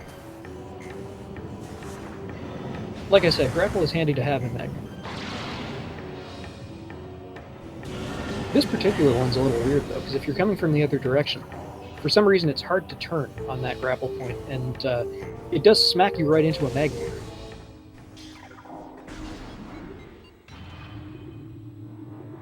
Right, almost home. There has not been a shiny missile this seed, I'm afraid. The chances are not very high.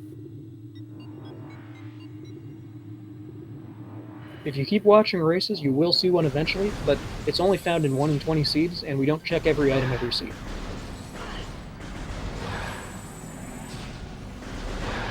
For those who don't know, the shiny missile is an Easter egg found in the randomizer, in which a missile will just randomly be shiny. It's exactly what it says on the tin, just a missile that is shiny, and it doesn't do any extra damage or anything like that. All it does is say, shiny missile acquired, when you pick it up.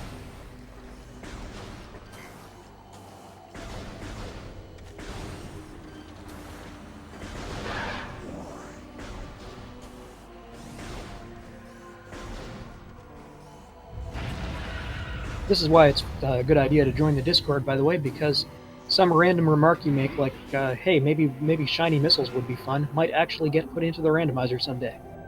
That wasn't me, but it was a random remark that someone made that got canonized as an Easter egg.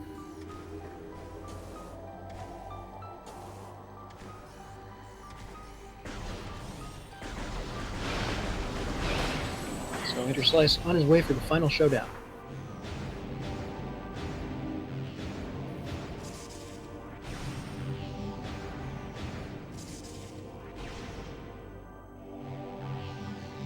If you've been playing Rando a long time, you may actually have forgotten there's a little cutscene that plays there in the normal game, showing off the artifact temple the first time you come to it.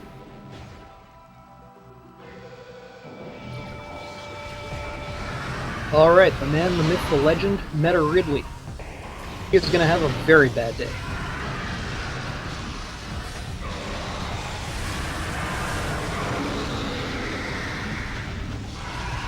No flyby skip today. Ah well. Gollop, meanwhile, making the Thardas check. Well, he may at least get gravity for his troubles. Oh, he got thermal somewhere. I'll add that.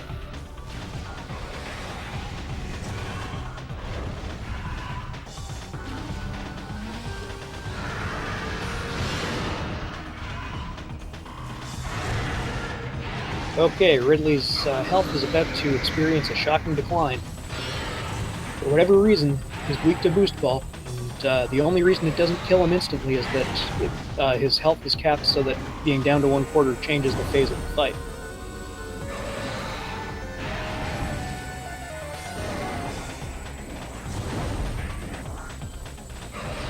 Did anyone see where Gollop got his thermal visor?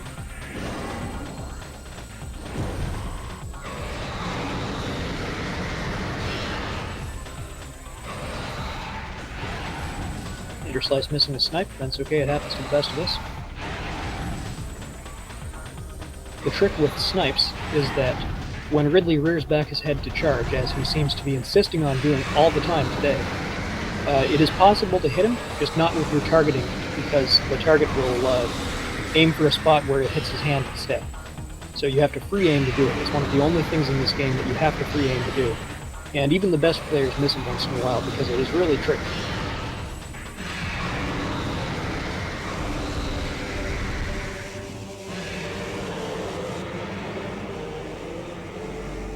So down goes Ridley. This cutscene's unskippable.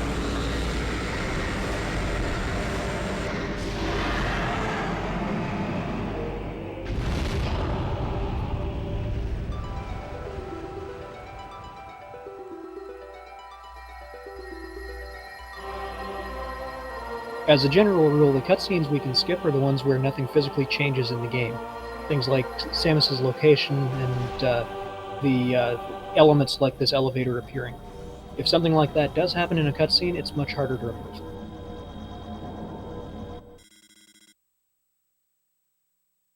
So down to the impact crater we go. And again, if you're a casual player, I apologize for what you're about to see because we make this crater look like a joke. You probably remember it well from many failed attempts trying to circle the room and get past all the Metroids, but we have ways to climb it that use only a small portion of the room and get us past the Metroids quite easily. Though we still usually powerbomb them at least once. To get them out of our face. Wouldn't be surprised to see. Yeah. Interslice was really pushing it, going through that many platforms without taking them out. But yeah, this is almost as embarrassing for as we embarrass this crater almost as much as Prime 3 players embarrass the boss Helios. If you struggled with Helios at all, go watch a Prime 3 speedrun. You will have all the schadenfreude. And what are you gonna get, Golf? Oh, you will get. No, you won't. Oh, what a. I'm gonna say it, what a dick move by the game. It did its best impersonation of Gravity Suit. That is hilarious.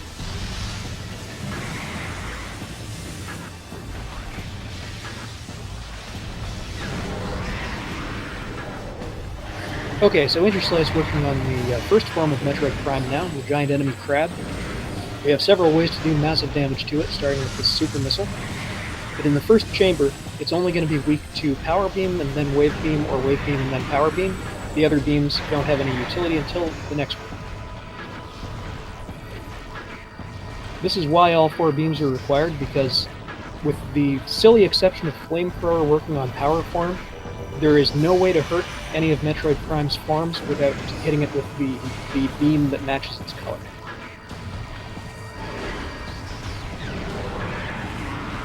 Boy, that took a while. When you use Ice Spreader on Prime's ice form, it ends the phase immediately. It doesn't have damage to do that. But sometimes it takes Prime a second to realize the phase is over. This was one of the longer taking a seconds I've seen. Anyway, Slice successfully getting a turnaround shot to cheese some extra damage by using ice before it finishes changing. So, because we have that ice spreader to instantly end a round, we're hoping for as much ice as possible, and if we get a turnaround on each, this is going to be a very short boss fight.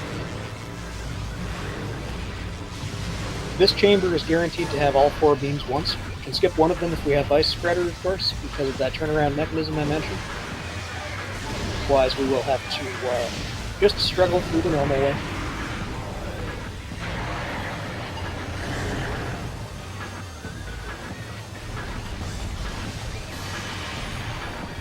You can do turnaround shots with any beam. You can also do the snipe, where you attack Metroid Prime while it's charging over your head. But the timing is different for every beam. And sometimes you get knocked down, and that interferes with your routine as well. Plasma is a great beam to be using on Prime, because if you set Prime on fire, it continues to take damage for a while, even if it changes colors. Alright, Prime now on its final beam of the room. But Interslice successfully taking the turnaround shot and ending that phase before it begins. This is why we love that item, folks.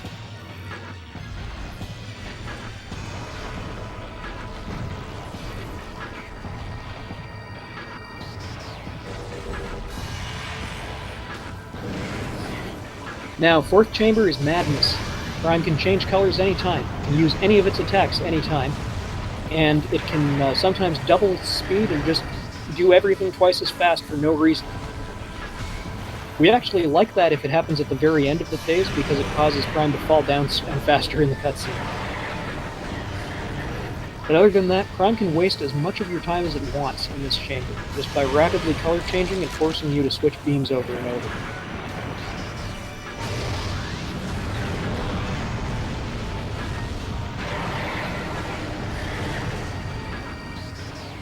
You never want those missiles to hit you, they do a whack load of damage. The ice ones freeze you, of course, the fire ones set you on fire. Oh, down goes Prime. So, short fight there because of the ice spreader. So, will Interslice give us the music? If you skip this cutscene too early, you don't get music for the fight. No music for us today. There's been a request to change that in the randomizer so that the music cue happens earlier. We'll see if Bash decides to add that in a later version. For now, we'll just fight Prime in silence, which I guess is fair for Halloween because this fight is spookier without the music. And it's pretty spooky to have a fight to have a giant alien enemy squid that turns invisible. So, Interslice doing what we call attack cancels. Actually, I think he's also doing cool cancels here. Hard to be sure. Like I said, this feat is permanent, so I'm not absolutely sure he's walking in and out of the pool. The thing is that if you do these quick repeated attacks on Prime, you interrupt the animations of his... Oh! We're seeing some pretty funny stuff. So first of all, the power bomb didn't take out both Metroids as it usually does. And second, there was a weird thing where we saw the level of the pool halfway up the morphball. Anyway, things are happening fast that I need to comment on, one of which is that Interslice is fighting blind at the moment because he lacks the visor to see this form of Essence. Now Essence is back in the visible spectrum, so we can use our regular combat visor to find him. But we have no pool! Yet what we just saw was a pool skip. We hate them to death. Especially when we're missing a visor, and so not every round gives us an opportunity to hurt Prime.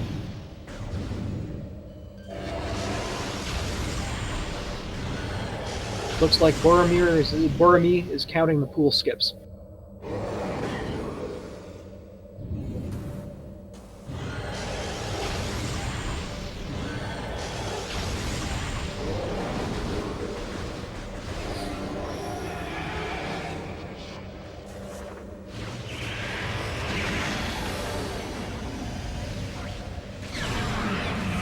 Okay, so once again doing attack cancels here, interrupting Prime's attacks. This makes this brings Prime to the point of laying another pool faster than normal. But if Prime doesn't feel like laying another pool, it won't, and that's what we've seen.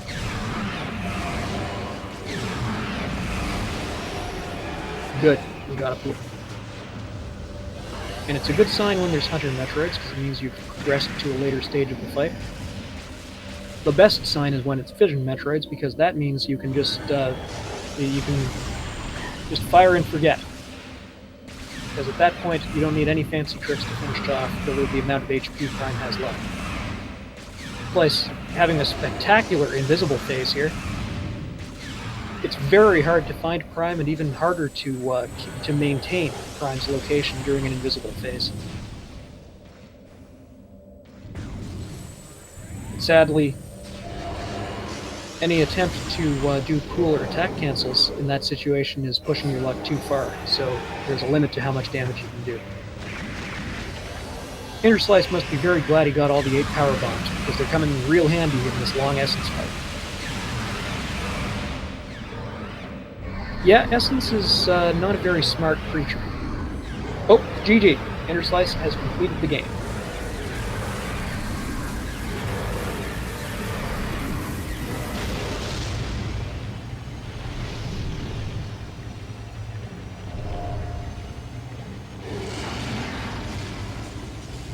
My tracker is still reloading, so there we go. I can mark him down, done now.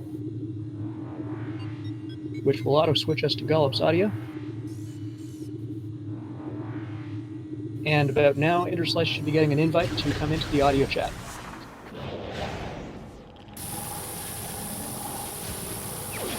Meanwhile, Gollop has just found his Phazon suit. Haha.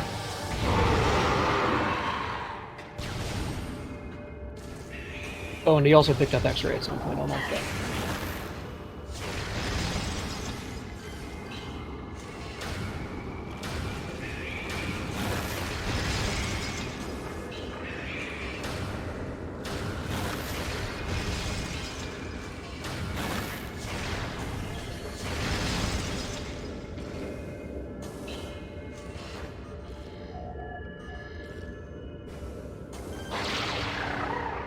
Maybe I'm supposed to send the invite. Give me a sec.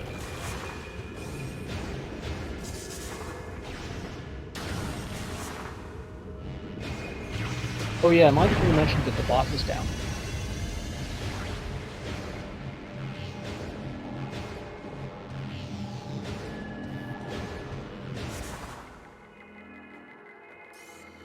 Yeah, I'm actually not sure I can send an invite to this channel.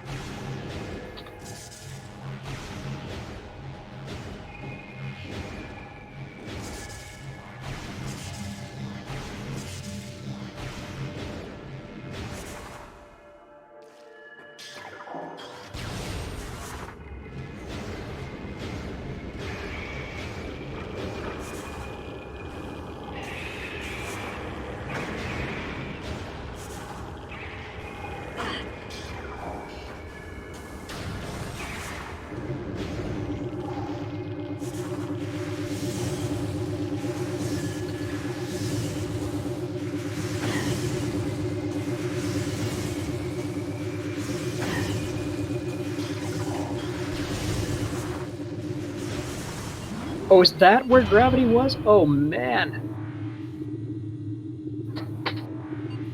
Oh, okay, Interslice knows how I can invite him, so...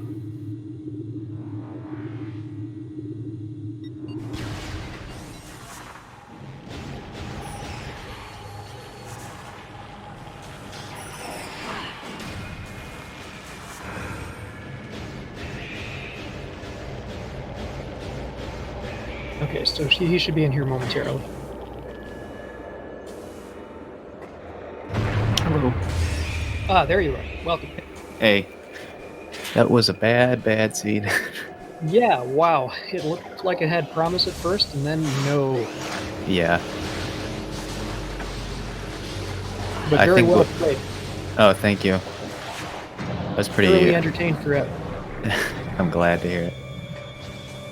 I felt a little rusty playing through that. I hadn't played Paimon since like last weekend.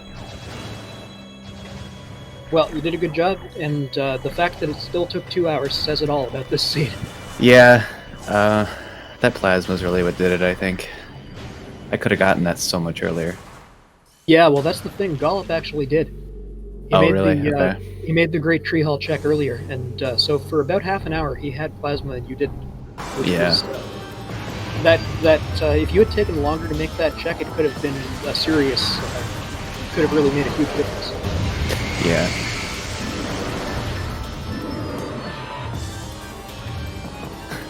I can't believe I forgot to do the ghosts. I had to go back to them. That was embarrassing. Oh, you did? Yeah, I just I completely spaced after I killed Flaga, and I didn't do the ghosts. And I was in like main clause before I realized I had to go back and do it. Oh. And I got flamethrower for doing it. Yeah, sorry, I should know that, but I've got a lot to keep track of here. Oh, I'm sure you do. Yeah, no problem. Yeah, so what was I going to say? Oh yeah, the lack of plasma beam especially hurt you when it came to that artifact in late Fendrana. Yeah, I had to run back and get that at a bad time. That wasn't good. I was saying at the time that must have felt terrible to have to leave that item behind. Yeah, it did. Looks like Golub does intend to finish, so he's making his way back out of Phazon Mines now. He does finally have Phazon. Do you want to know where Gravity's... Oh, you know it. You know it. Yeah, I watched it on the stream. That's a bad spot for that. Yeah, wow. Makes me feel ever so slightly better about my terrible gravityless frigate. Oh, well, Gravityless Frigate, that not every player can do that at all, so... That was like figured only you the would second time I had done that. I figured you would probably turn around after getting the artifact, but no, you persevered. That was very impressive. Yeah, yeah. Like that was like the second time I'd ever actually done that before. Oh yeah. I was, yeah. I was just really hoping Phazon would be in there, like, and I could skip out lower mines, and I would have a big brain play there, but it didn't happen at all. Yep. When it's a Phazon hunt, there are no bad checks. Yeah.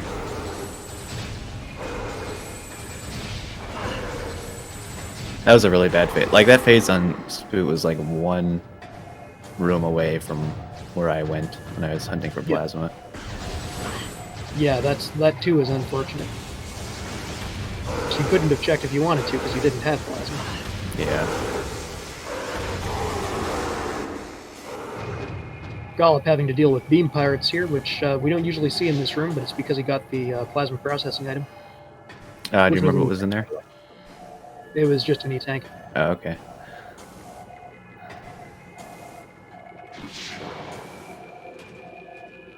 Yeah, the only thing we're really wondering about is the Wave Buster. Oh, that was, Watery Hall. That's where Charge Beam normally is.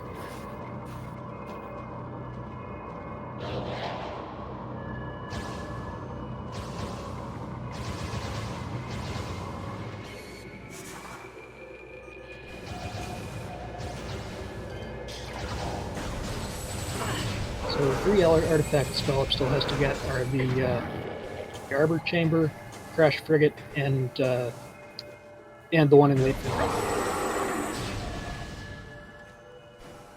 So has Golub done any of Fendrana? Pardon me? Has Golub done any of Fendrana yet? Yeah, he did the front half. He didn't do it, though. Okay.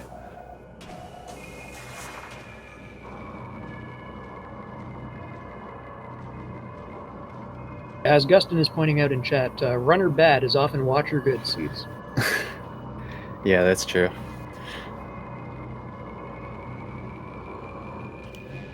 I'm sure there were plenty of people rooting for Phazon, like vanilla Phazon suit. Yeah, we had that exact suggestion. Wasn't far off. Did you consider peaking PCA?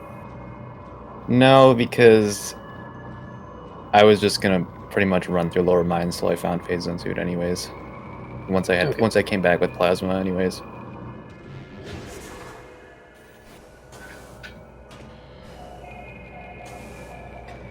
We'll trouble climbing the plasma processing center.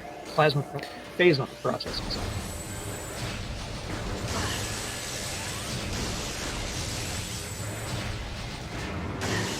I used to think the platform at the top of this room was invisible, but I guess it's because I was always using X-ray visor to see up here, so I just assumed. Yeah, it's pretty dark up here. It's very, very dark. Brawler, I was actually really hoping for Phazon suit in Biohazard. Yeah, the way he played, that would have been great. Yeah. Would have been a nightmare for people who can't do frigate gravityless. So if I had been in that position, I would be really screwed. But oh, actually, it would have been impossible because well, yeah, with that gravity suit, it would have been impossible. Yeah.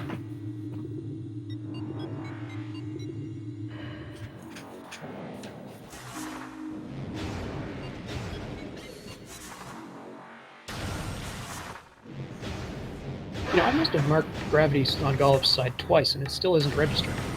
Let's try one more time.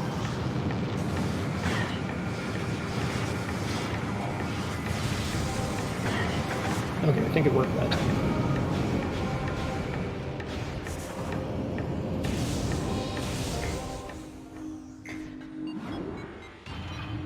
There we go.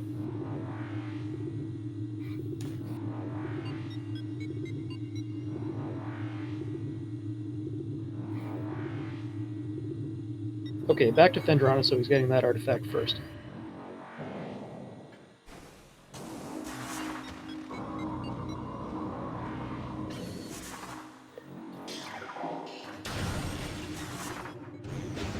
Incidentally, Gollop did fight Thardus, and what was on Thardus was a nothing, but it was colored just like the gravity suit. That's pretty cool. It was agonizing to watch.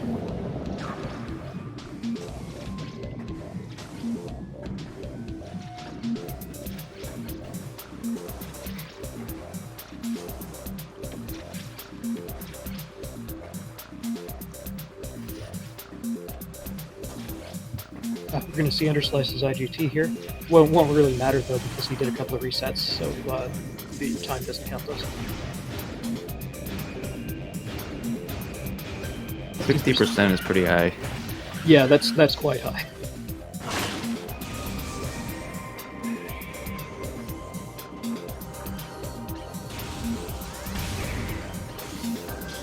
Could be worse, though. We have seen seeds in the tournament races and such where so much stuff had to be obtained that the player actually got the Samus takes off her helmet cutscene at the end.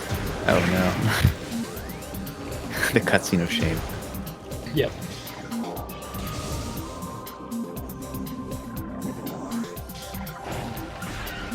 Yeah, I think the worst spot for Phazon Suit for me would have been Chozo Ice Temple, because I didn't have Plasma when I went through there the first time. That was probably the last spot I was ever going to check if it wasn't in Lower Mines.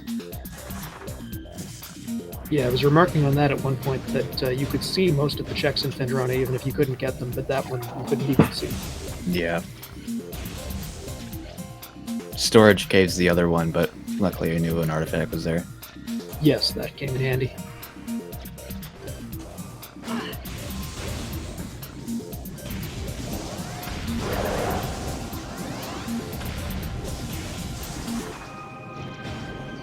Gollop having some bad luck with this climb. But at least he has gravity.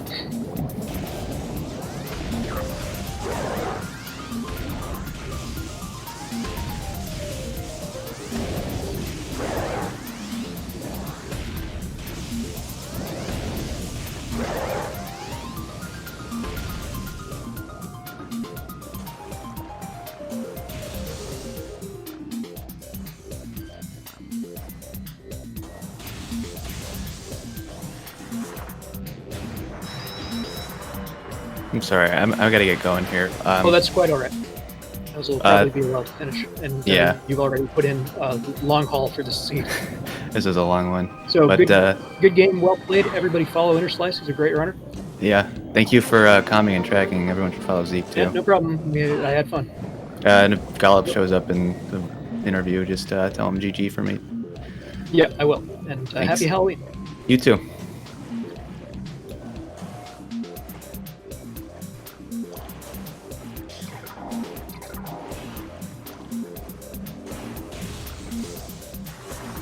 Okay, Gollop grabbing a couple of missiles here in Gravity Chamber, because why not?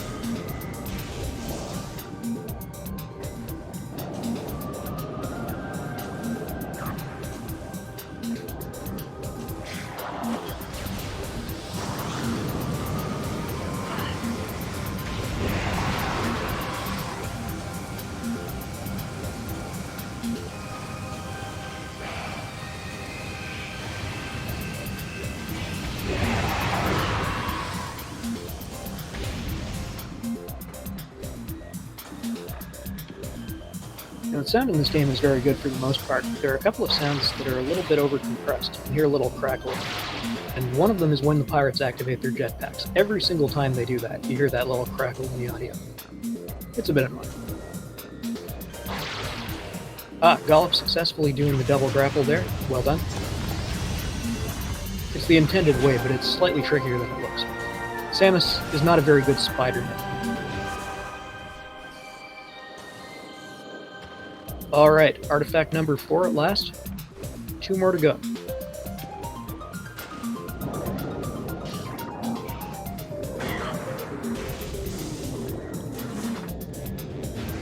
At least we get to enjoy this Farfendrana music for a while. It's another of the best tracks in the game.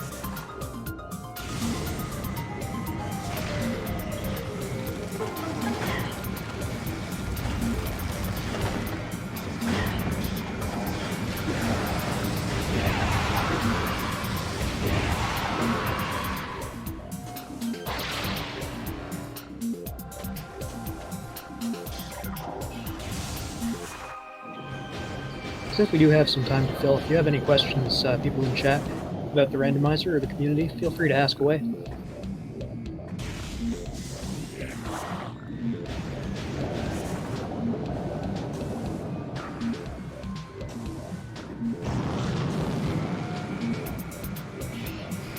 Okay, Gollop finally on his way out of Farfendrana.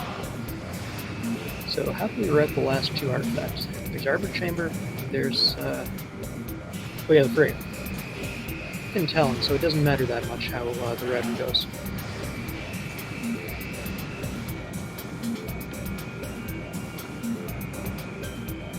Electing not to kill the pirates for this climb looks like it's going to work out.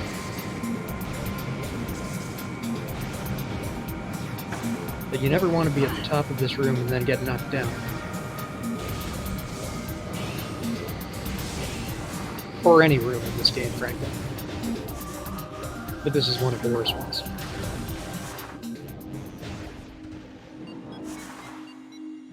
Yeah, the way I would route this is to take this elevator and then travel within Magmor to the elevator back to Talon. That probably is the most efficient way. Because that brings you out near Root Cave. Root Cave is where the Arbor Chamber artifact is.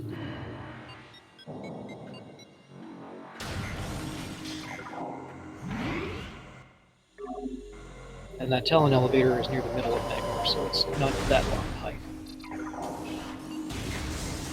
There are always other options.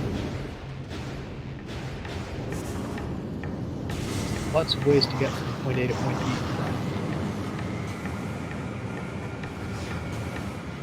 Not as many as in, say, Super Metroid, but that's just how it is.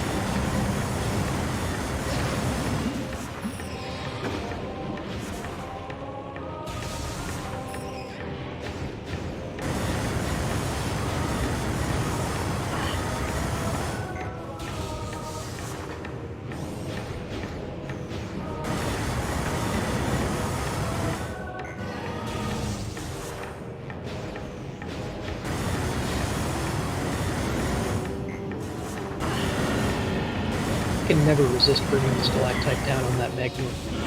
Even if I don't stay to watch it happen, I always do it.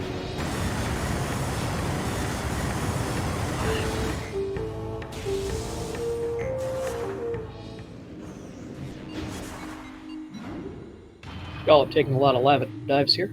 No reason not to with this many E-tanks and suits. Back up to Talon we go. Arbor Chamber first, then the wrecked ship.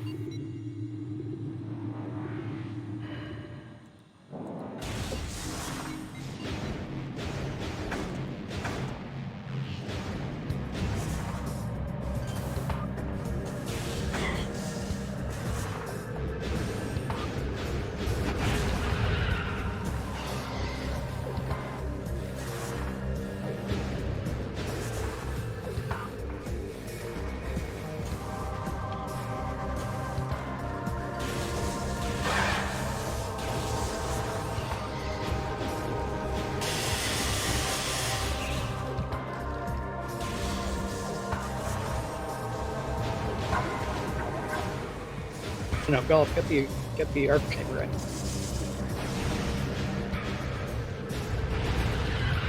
Unless you already got it on this one.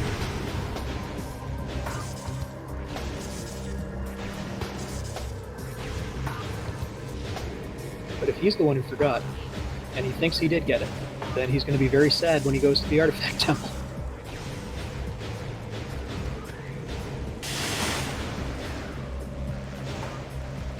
What are the pulse symbols in jars in the item chamber, the tracker? Let me see.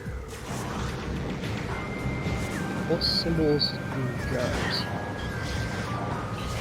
Oh, you mean the item at the top left? That's the charge beam.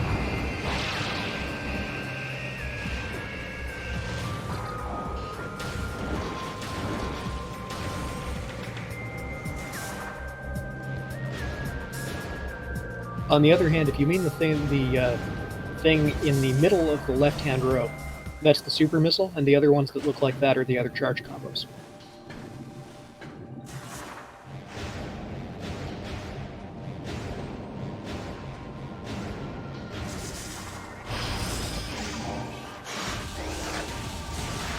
Okay, another wrecked ship visit, but this one's going to be much, much faster because Golf has both gravity suit and thermal visor.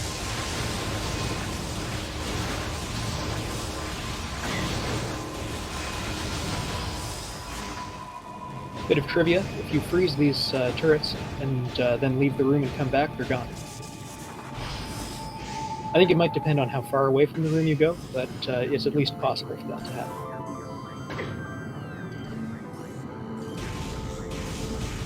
Second call, yeah, those are beam combos. And if you have trouble telling apart the super missiles and the flamethrower, you're in good company, because we very frequently mistake one for the other when we're playing random. Oh, this is interesting. The layer has changed here, so there are flying pirates. I'm not sure what causes them to appear here. I know several of the flying pirate triggers, but not this one.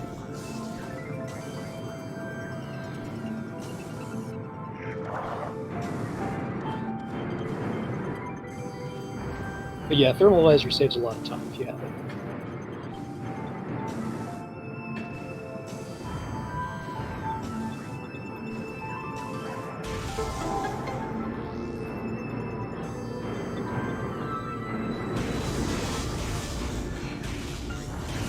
Golf is almost upon his fifth artifact.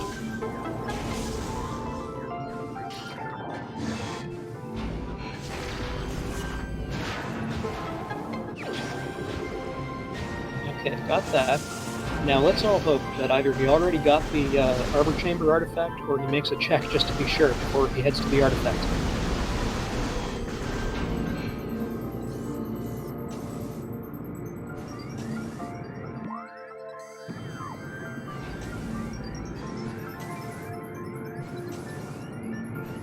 That's funny, I just realized I had no idea this room was called Reactor Core. I've never needed to know its name before. There's a Reactor Core in Prime 2 as well. Another of those shared names. Come to think of it, I wouldn't be surprised if there's one in Prime 3. It's a pretty generic name.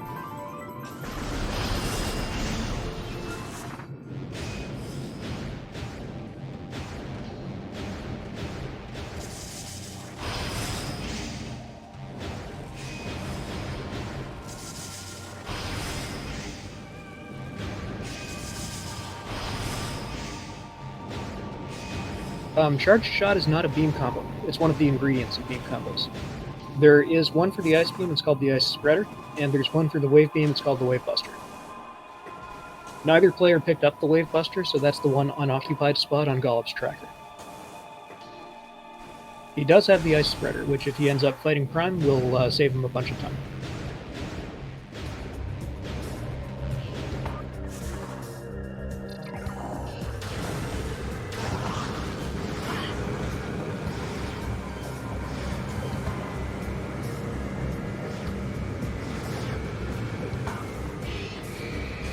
The reason, by the way, that the super missile is far apart from the others on the tracker is partly because we have 3 rows, and so one of them had to be somewhere else, but mostly because the super missile can block progress, and none of the other charge combos can.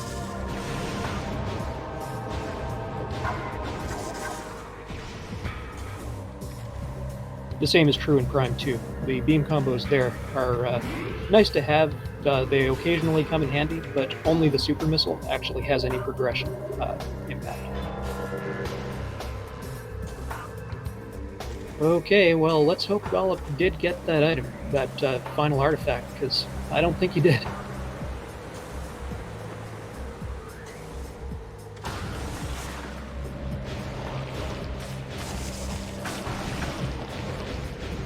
It's also amusing that he has almost all the E-tanks in the game. I think there are 2 he doesn't have. No, 3.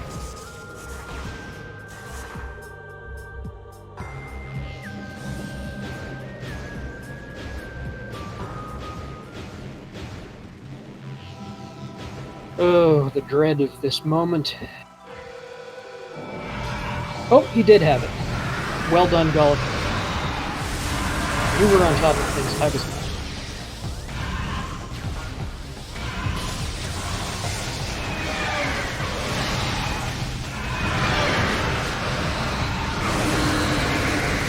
Alright, so once again we will thrill to the hilariously easy defeat of Meta Ridley.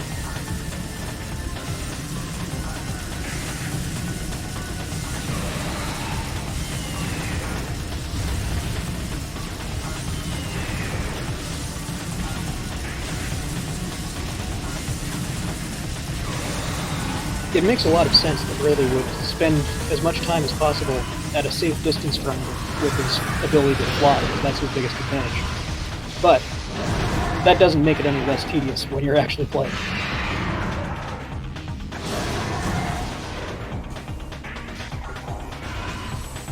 Okay, yeah, he got the boost, you can tell by the HP bar, but because Ridley had time to get up, get the cutscene.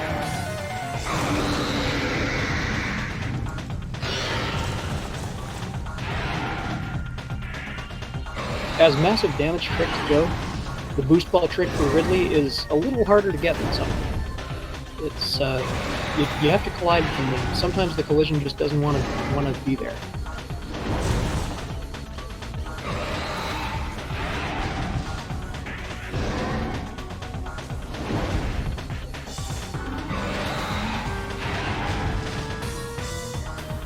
Ridley's being a little charge happy.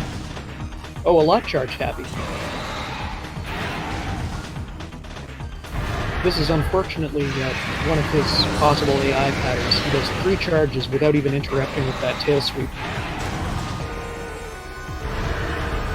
And he likes to do it twice in a row.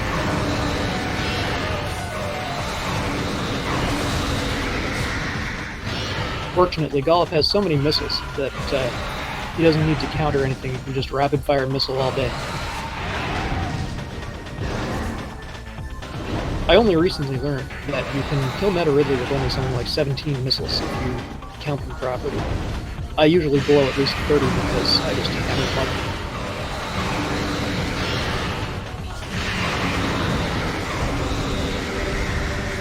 Meme Buster, we later found out it was in Watery Hall where the charge beam normally lives. That's the reason neither of them picked up that item.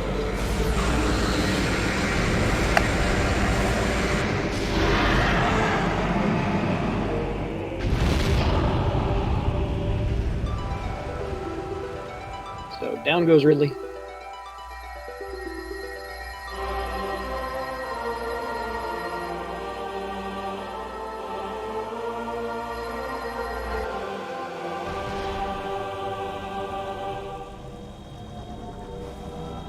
Impact crater now open for business.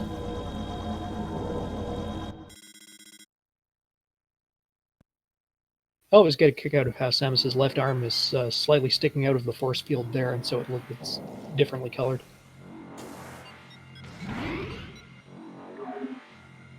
Gonna take the save, why not?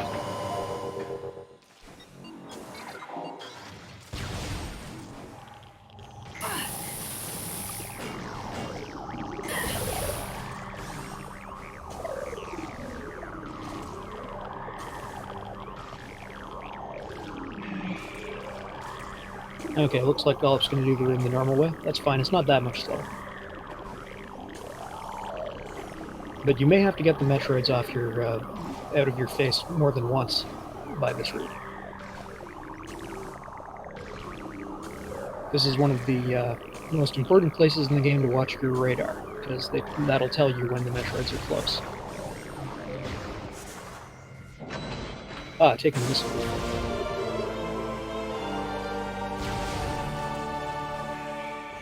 With 130, it's going to be super missiles all day, every day, if needed.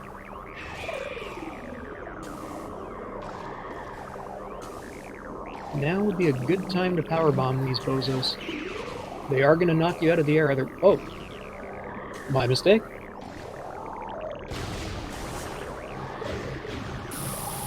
A risky play, but it paid off.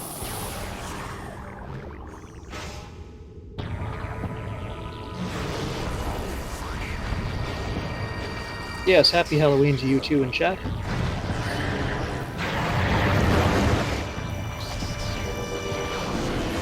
Wave first on Gollop's side too. I'm a little surprised because in my experience, power first is more common. By a significant margin too. I would say probably I get 7 or 8 power starts for every wave start.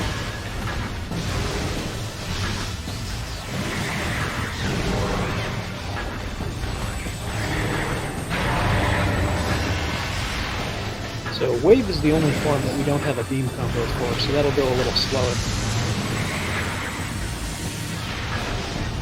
Big Buster is good if you happen to have it and happen to have enough missiles to blow. But the trouble is, just like the flamethrower, it absolutely guzzles missiles. Guzzles missiles. You get the idea. Now with flamethrower, it's not even worth it, but with Wave Buster, it is, because it does auto-targeting and other useful things.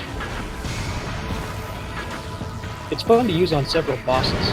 Meta Ridley, for instance, if you wave bust him, as soon as they appear, so you'll never have to worry about snipes and stuff like that.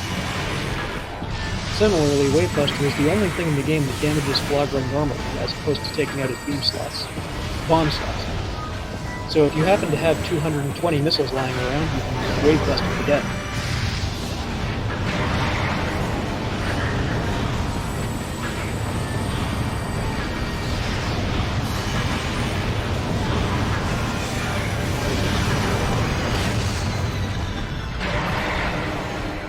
I think Gollop just got hit by one of those missiles. I think I was hearing it in the air.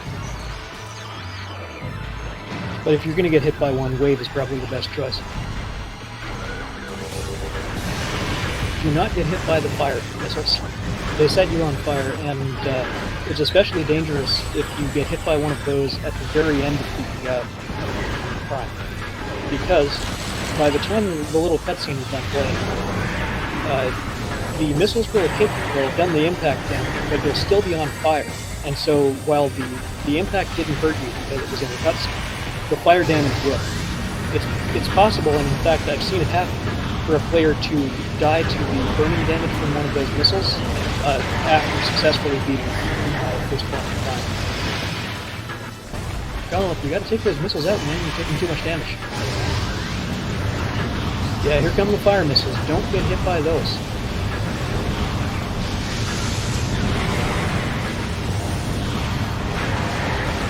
Whew. Had me worried for a second. There are certain cases, very rare ones, where you can make a case for not shooting down the missiles, because in the first and second sub-chambers, if you can if you can end that sub-chamber before the missiles hit you, then you're fine. In the third sub-chamber, though, that's just not likely to happen. And in the fourth, it comes with that danger action.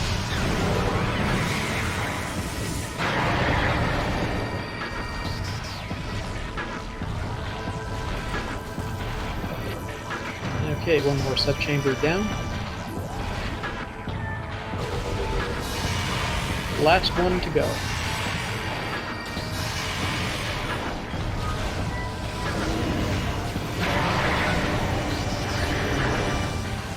So as you can see, Prime can now charge anytime it wants, regardless of whether you've just ended the phase or not. Which can be quite annoying, because you can't hurt it when it does whatever it does, gets in its charging pose.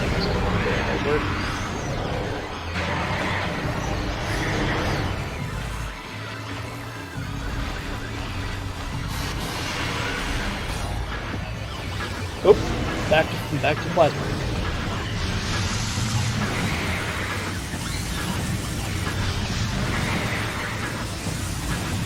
Most of these fire attacks can set you on fire. Air beam from its mouth can do it. And the missiles, as mentioned.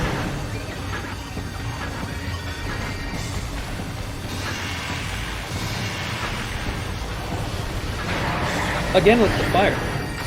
Prime is feeling hot tonight.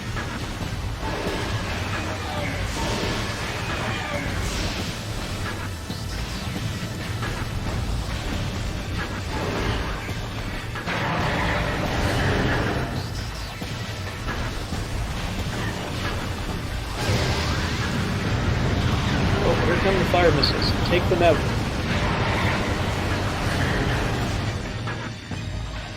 Good.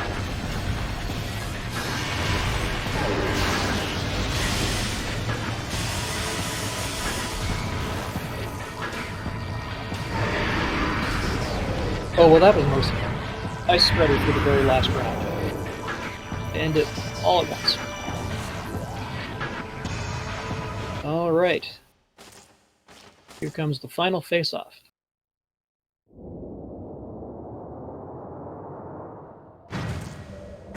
Will Golf give us the music? No music for us today.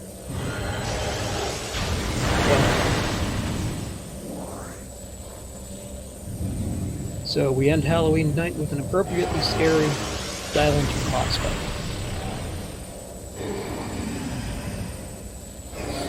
Those roars are pretty scary, I'll give it that.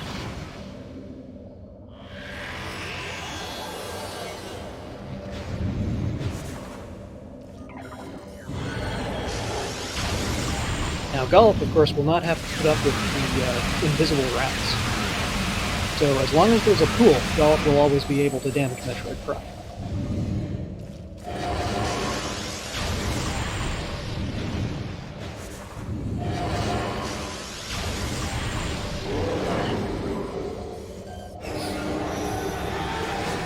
Here's a new one.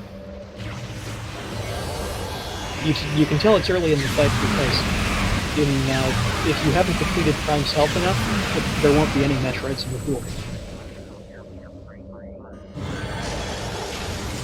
Unfortunately, it looks like... oh, okay. That's pretty good for 2 pools. Yeah, it looks like we'll probably get about a 5-pool finish. The ideal is 3. But you have to be very good at both pool cancels and attack cancels to manage that.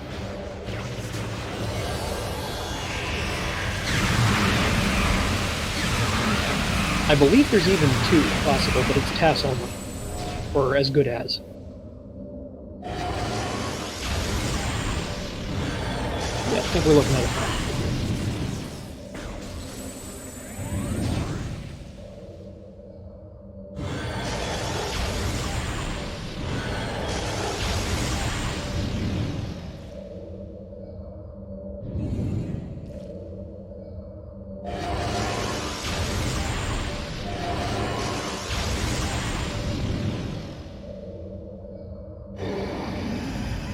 Yes, you're very intimidating, Metroid Prime. Now come on, lay another pool.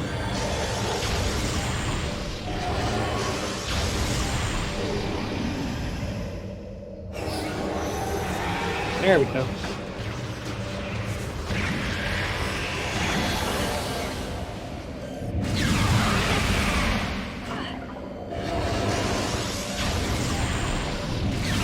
Useful note if you're here without power bombs.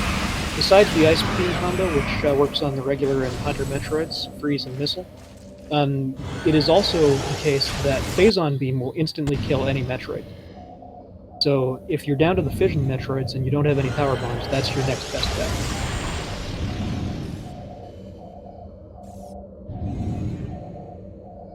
Costs you a bit of Phazon that you could otherwise use on the boss, but trust me when I say that you do not want the alternative.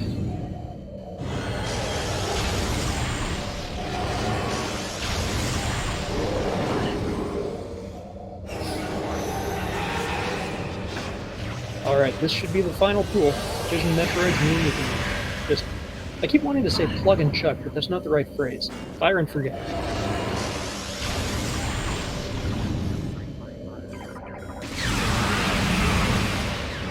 And done. GG. Give me a sec to reload my tracker so I can mark for that. Okay. All set. Now I will send the invite. This may take a minute. Music is supposed to, the regular game music is supposed to have taken over at this point, but it doesn't seem to be doing so, which is a little odd. Okay, invite sent. Currently playing background music, not playing game audio. That's strange. Oh, I mean, like, not from anyone else. Like, not from a player's audio. Yeah, I think that must be a function of the bot being down. It's not able to provide the music that it normally would. And so I guess we've got silence until the end of this, but such is life. All right, so I've sent the invite to Gulp, so we'll see if he wants to come in.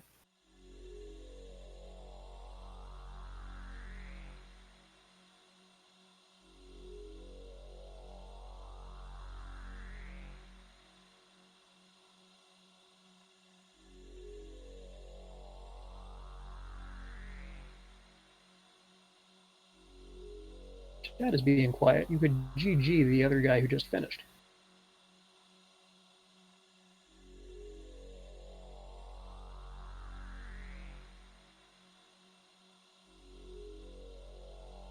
Speeding through the credits here.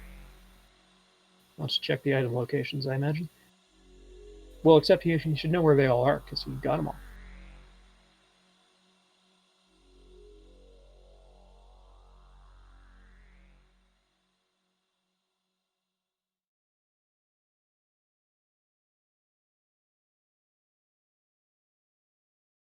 I'm going to double check that successfully sent that invite. Look at it.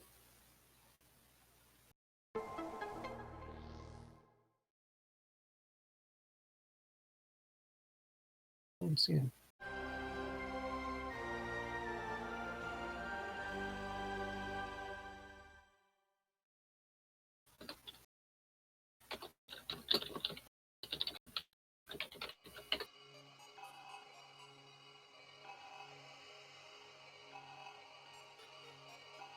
You'll have to bear with me for a sec. Normally there would be some nice distracting music to play, but it's not going on at the moment.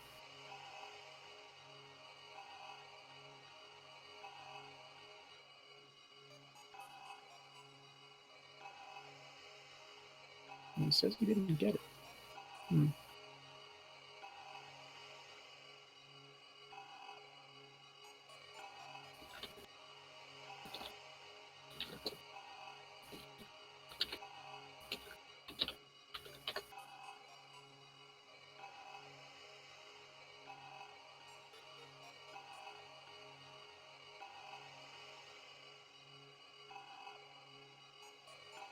Well, heck, if nobody else is going to say it, I will. There we go.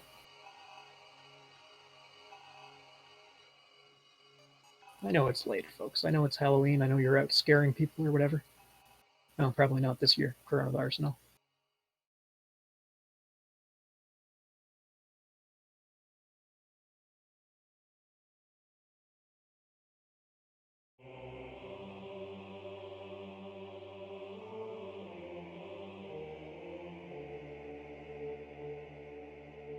Okay, looks like Gollop is going to pass on the interview. So, I will wrap things up. Thank you all for coming to this spooky Halloween night race. And follow the racers, follow the commentator, follow the tracker. Again, both of those are me, but what the heck, follow me. Follow everybody in the Discord community. We are all great. And join the Discord. This is a really great community. Lots of fun to be had. Let's see if, yeah, that should, I think that's the show the runners links command, but it didn't seem to work. However, you know who they are. Interslice and Gollop, one of our, two of our major community members. Gollop, of course, being our super reliable tracker. He tracks all the time. So, we've had a lot of fun tonight. I'm talking to probably nobody. Everybody have a good night and a good Halloween. See you next mission. And I feel like there was one more thing I was going to say, but I forgot what it is. So, good night, everybody.